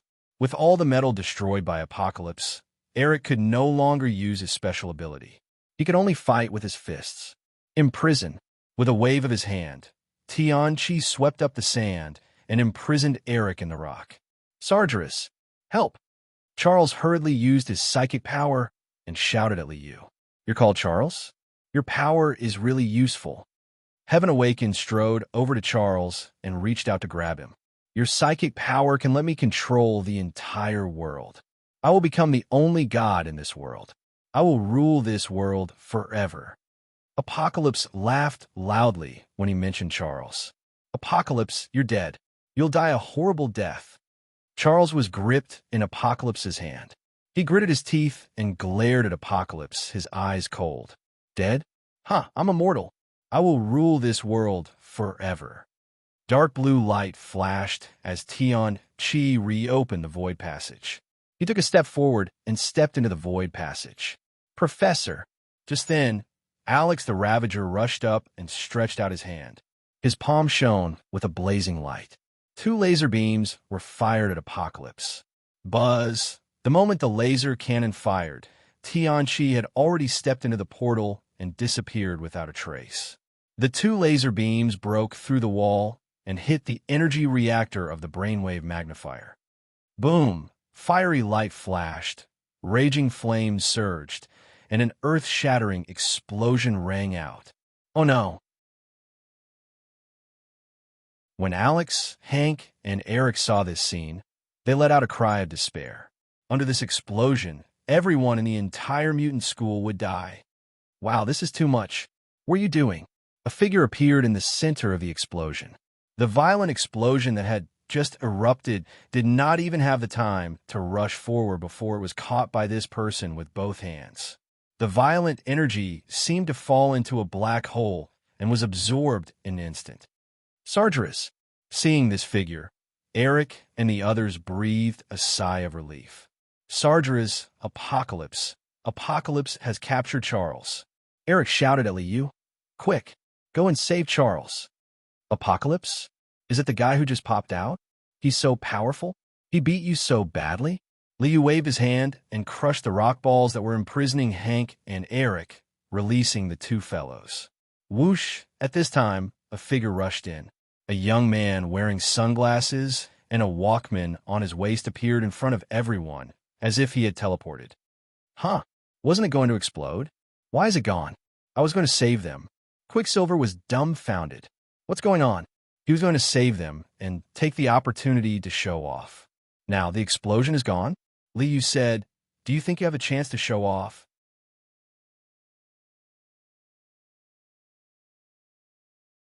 Chapter 1495. Sargeras. Charles was taken away by Apocalypse. Eric's face was full of anger. After becoming Magneto, he had never been so embarrassed. In front of Apocalypse, he and Charles, 2 powerful mutant leaders, had no power to fight back. I see. Liu nodded to Eric. I found Apocalypse. He is in Egypt. Raven and the others are also there. Let's go. I'll take you there. Reaching out to pull Eric, Hank, Quicksilver, and Alex, Liu was about to teleport when he suddenly heard a propeller sound outside. Enemy attack. Be careful. Liu quickly activated energy absorption and released a layer of ripples to block Eric and the others behind him. Boom! A roar sounded, and a violent shock swept out. Stun grenade. Damn, are humans going to war with mutants again? Feeling the violent shock, Eric's face changed dramatically, and he clenched his fist and roared. It's Stryker. Stryker brought people to attack the mutant school. They have a brainwave interference device that interfered with my psychic power. Liu turned to look at Eric. Eric, did your helmet manufacturing technology fall into the hands of the UA military? My helmet, that's Sebastian's helmet. The manufacturing technology came from the Russians. It must be the Russians who leaked this technology. Eric's face changed, and he quickly explained to Liu. Damn it, Liu frowned. Let's do this. I'll send you to Egypt first. Raven and the others are also in Egypt. You meet with Raven first. I'll take care of things here and come to you right away. After his teleportation ability was upgraded to level 5, Liu was able to open teleportation doors at will. With a flash of light, Liu waved his hand to open a teleportation door. Go, I'll be right there, Liu urged. Eric, Beast, Hank, Quicksilver, and Alex rushed into the portal. Wow, we're in Egypt? You're quite fast. Quicksilver whistled and raised his eyebrows. His name is Sargeras? Next time, I'll find a time to compete with him and see who's faster. Shut up. Let's get down to business first. Eric glared at Quicksilver and snorted. I don't know why Sargeras sent you here. What can a child do? I'm not a kid anymore. My strength is much greater than you can imagine. Hearing Eric's words, Quicksilver exploded. Eric was Quicksilver's father. He had intended to perform well in front of his father, but he did not expect to be looked down upon by his father. Quicksilver's heart was aggrieved and angry. All right, stop messing around. Hank quickly stopped the quarrel between the two. Eric, Quicksilver's strength is very good. If we want to find Raven, if we want to find Charles, we need his strength. Yes, my speed is very fast. I'm good at finding people. Just you wait. I'll find them immediately. Quicksilver gave Eric a provocative look, then his figure flickered and disappeared instantly. While Quicksilver was looking for Raven and Charles, Liu walked out of the basement. Stryker, you're going further and further on the path of anti-mutants. Liu walked out of the basement and returned to the ground. At this moment, the Xavier Manor, the mutant school carefully built by Charles, was already lying on the ground. Under the attack of Stryker's stun grenade, all the people in the mutant school were violently shocked by the stun grenade and fainted. Catch them. Take them all away. Wearing a tactical helmet that isolated brainwaves, Colonel Stryker commanded a group of soldiers to arrest all the mutants in the mutant school. Stryker, have you transformed Logan now? Liu walked out of the underground passage and watched Stryker's soldiers take the fainted mutants to the transport plane. Logan has now become Wolverine. So, the adamantium should still be stored in your base, right? Liu did not directly kill Stryker. Instead, he leisurely crossed his arms and watched Stryker start the plane, catch a group of mutants, and return to the base. Whoosh! At this time, Liu sensed the sound of teleportation breaking through the air. Oh, it's you guys. Liu saw several young men and women, under the power of Blue Devil's teleportation, instantly fell into one of Stryker's transport planes. Phoenix Lady Jean Grey, Laser Eye Scott, Blue Devil, all of them are mischievous. Liu smiled and shook his head. Stryker dared to catch mutants, so naturally, he was prepared. An electromagnetic force field can interfere with your abilities. Phoenix and others who teleported into the plane were completely dumbfounded at this moment. They were shocked to find that in the plane, in the electromagnetic force field, they couldn't use any abilities at all. Apocalypse still needs to make a series of preparations to take over Charles. Anyway, Charles won't die now. Then let's play a game with Stryker first. Liu, who was free to do as he pleased, walked out of the Xavier Manor unhurriedly. When Stryker returned to the base, Liu launched teleportation and came to Stryker's base. Stryker's experiment. Has it just begun?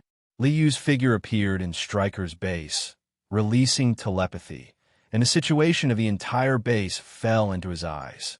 In this base, Stryker's mutants experiment has just started. Wolverine, Saber-Toothed Tiger, Deadpool, and others were still members of the Special Operations Team, established by Stryker. Wolverine was Stryker's first test subject. Huh, Logan, you've been tortured so badly by Stryker? Seeing Logan, who was imprisoned in a thick metal cage by Stryker, Injected with tranquilizers and frozen, Liu smiled and shook his head. Phoenix and the other little guys also sneaked into the base and are planning to rescue the captured mutants. Liu saw on the other side, Phoenix, Laser, and Blue Devil were carefully sneaking into the base. You guys play first. I'm going to get some adamantium. Anyway, no one will die for a while, so there's no need to worry. Liu found the warehouse where Stryker stored adamantium, launched teleportation, and instantly came to the warehouse. Adamantium, once formed, will never be damaged. It is known as the strongest and hardest metal in the world. Seeing the adamantium in the high-temperature container in the warehouse, which had just been smelted from the ore and was still in a molten state, Liu smiled and nodded. Absorb. With a grab, Liu grabbed a mass of adamantium solution from the high-temperature container and put it into the warehouse. Adamantium is very special. After analyzing adamantium, I can use matter control to create countless adamantium at will. Matter control requires the corresponding knowledge. Without knowing the composition of adamantium, Liu can't create it. Collecting some adamantium was one of the purposes of this trip.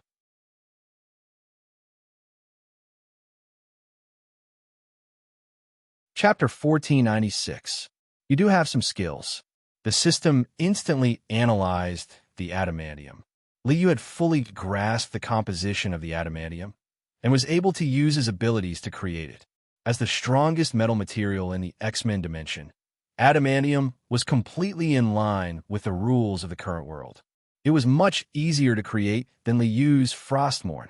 Adamantium is in my hands. Let's go say hello to Logan. In a flash, Liu left the warehouse and came to the place where Logan was imprisoned. It was an empty room.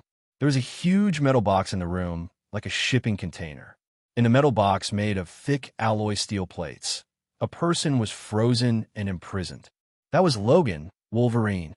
In addition to being restrained by Magneto and unable to fight back, Wolverine, who has replaced all his bones with adamantium, is indeed an immortal cockroach.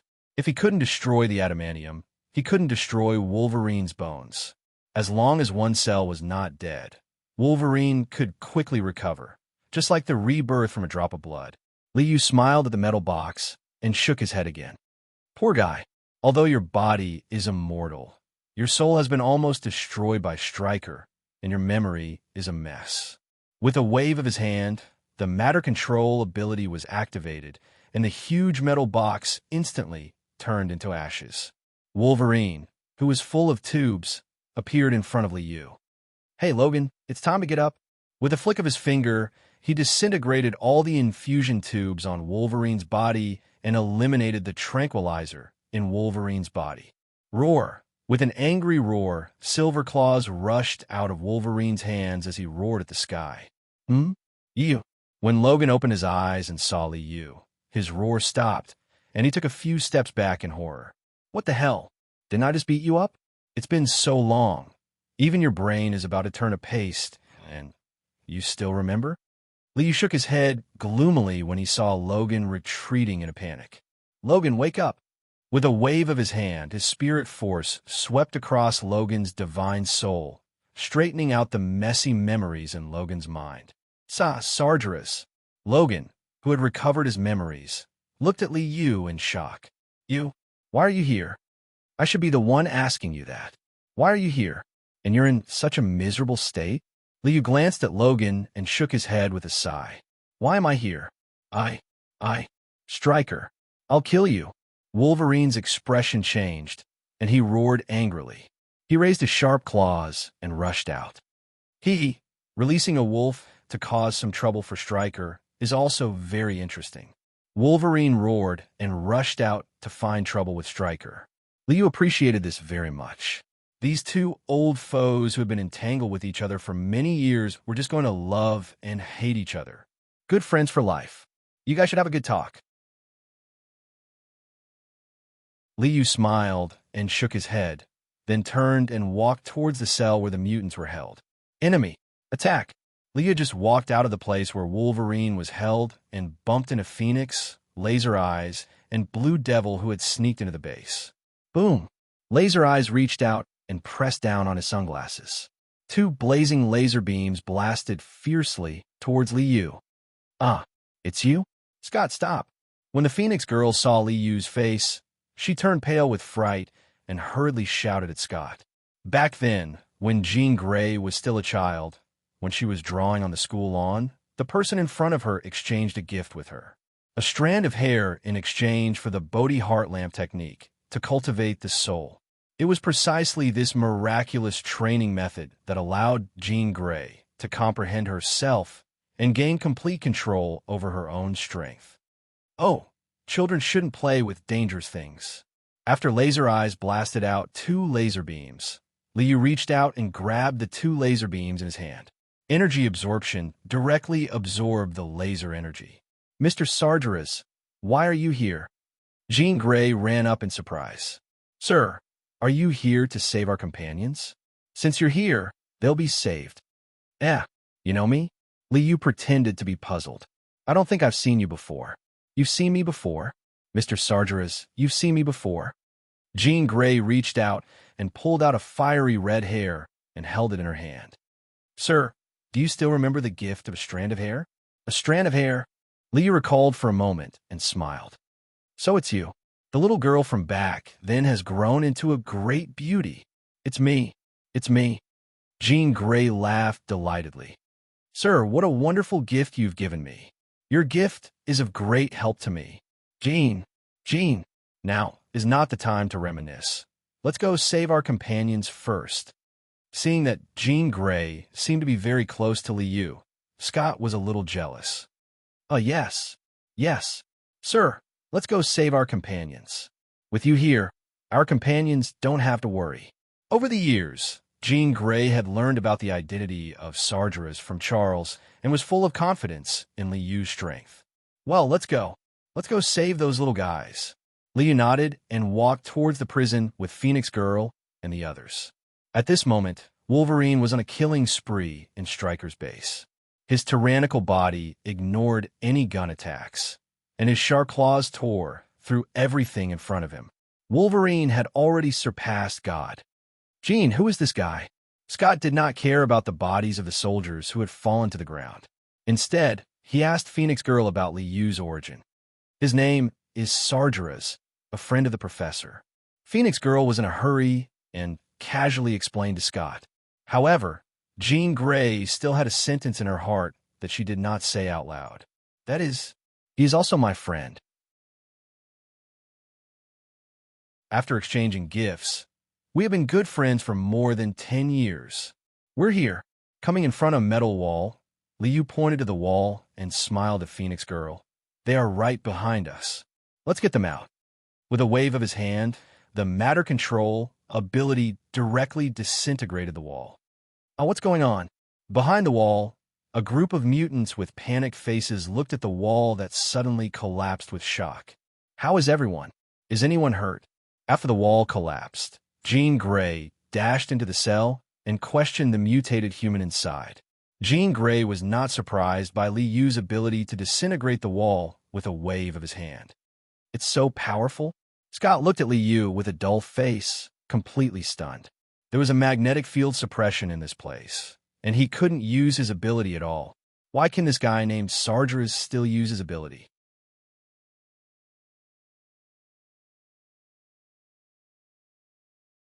Chapter 1497.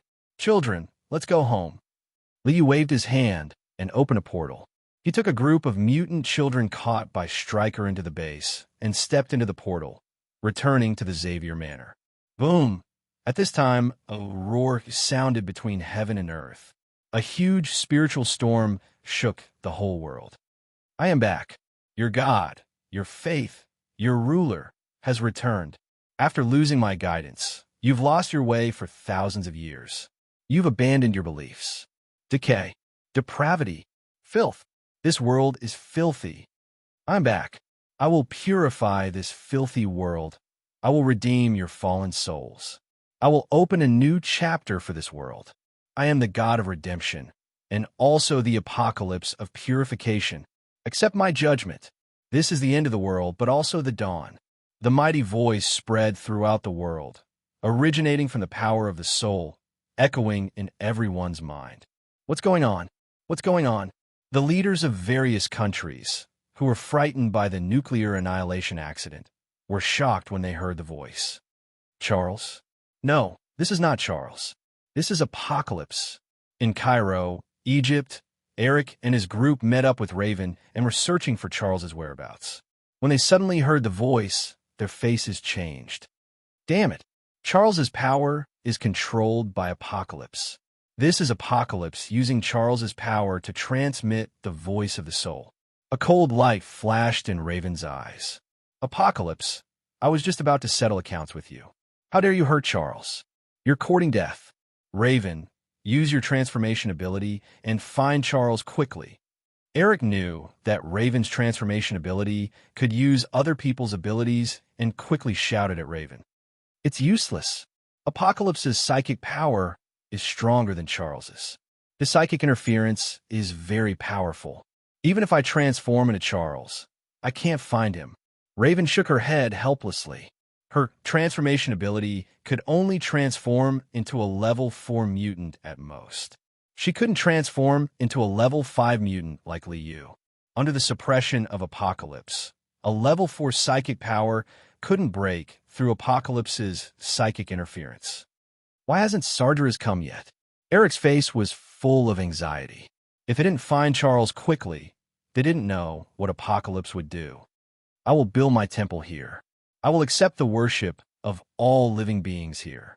Godsend, who transcend mortals, come to my temple. I will lead you to build a new world, a world of transcendence. Apocalypse's voice sounded once again. After this voice, the earth shook violently. Sand and stones, dust and earth, heaven and earth.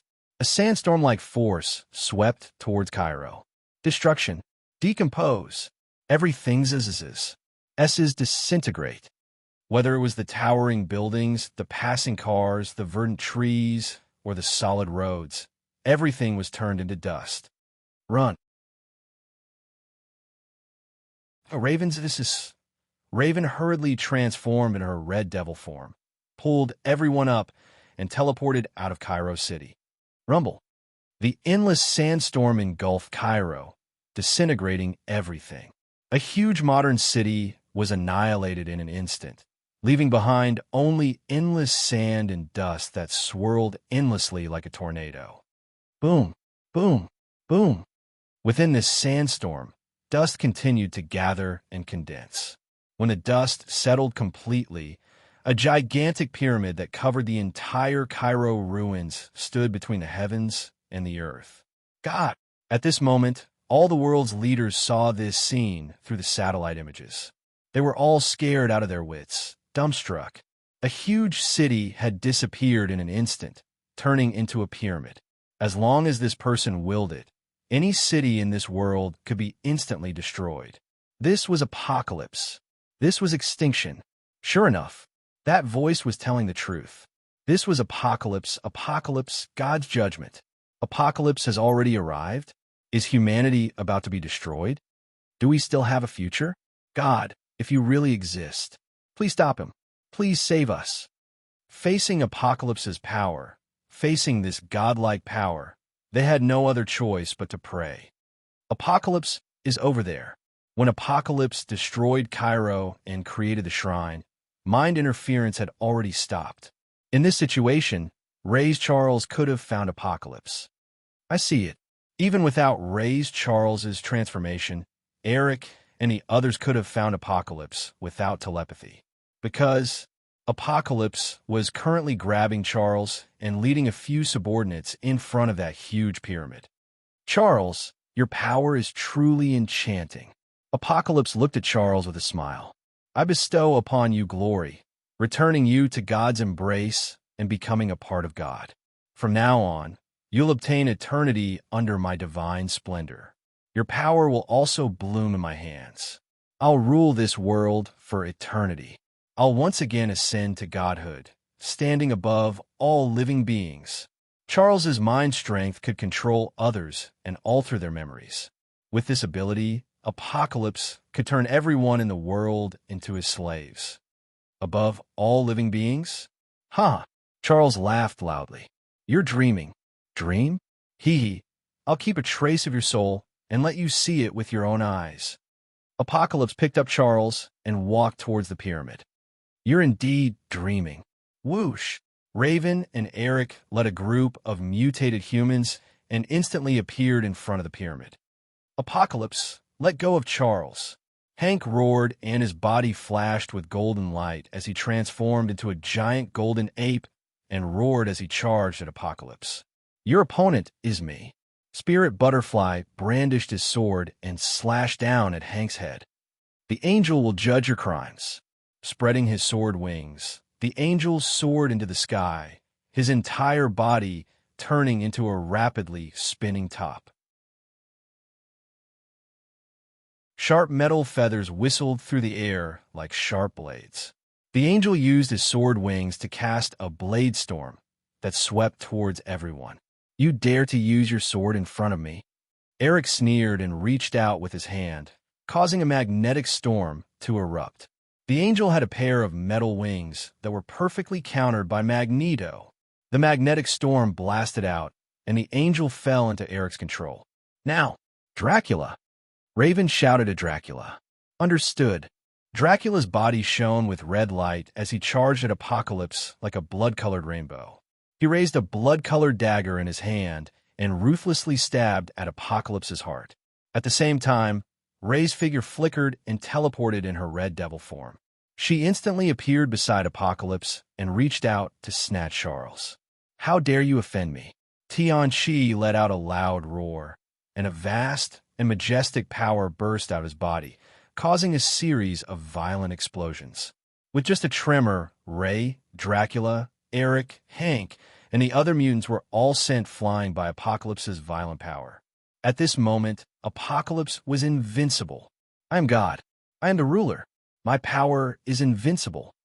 Apocalypse laughed arrogantly. You're invincible? Did you ask me? In a flash of light, Liu, Phoenix, Laser, and Blue Devil appeared in front of the pyramid.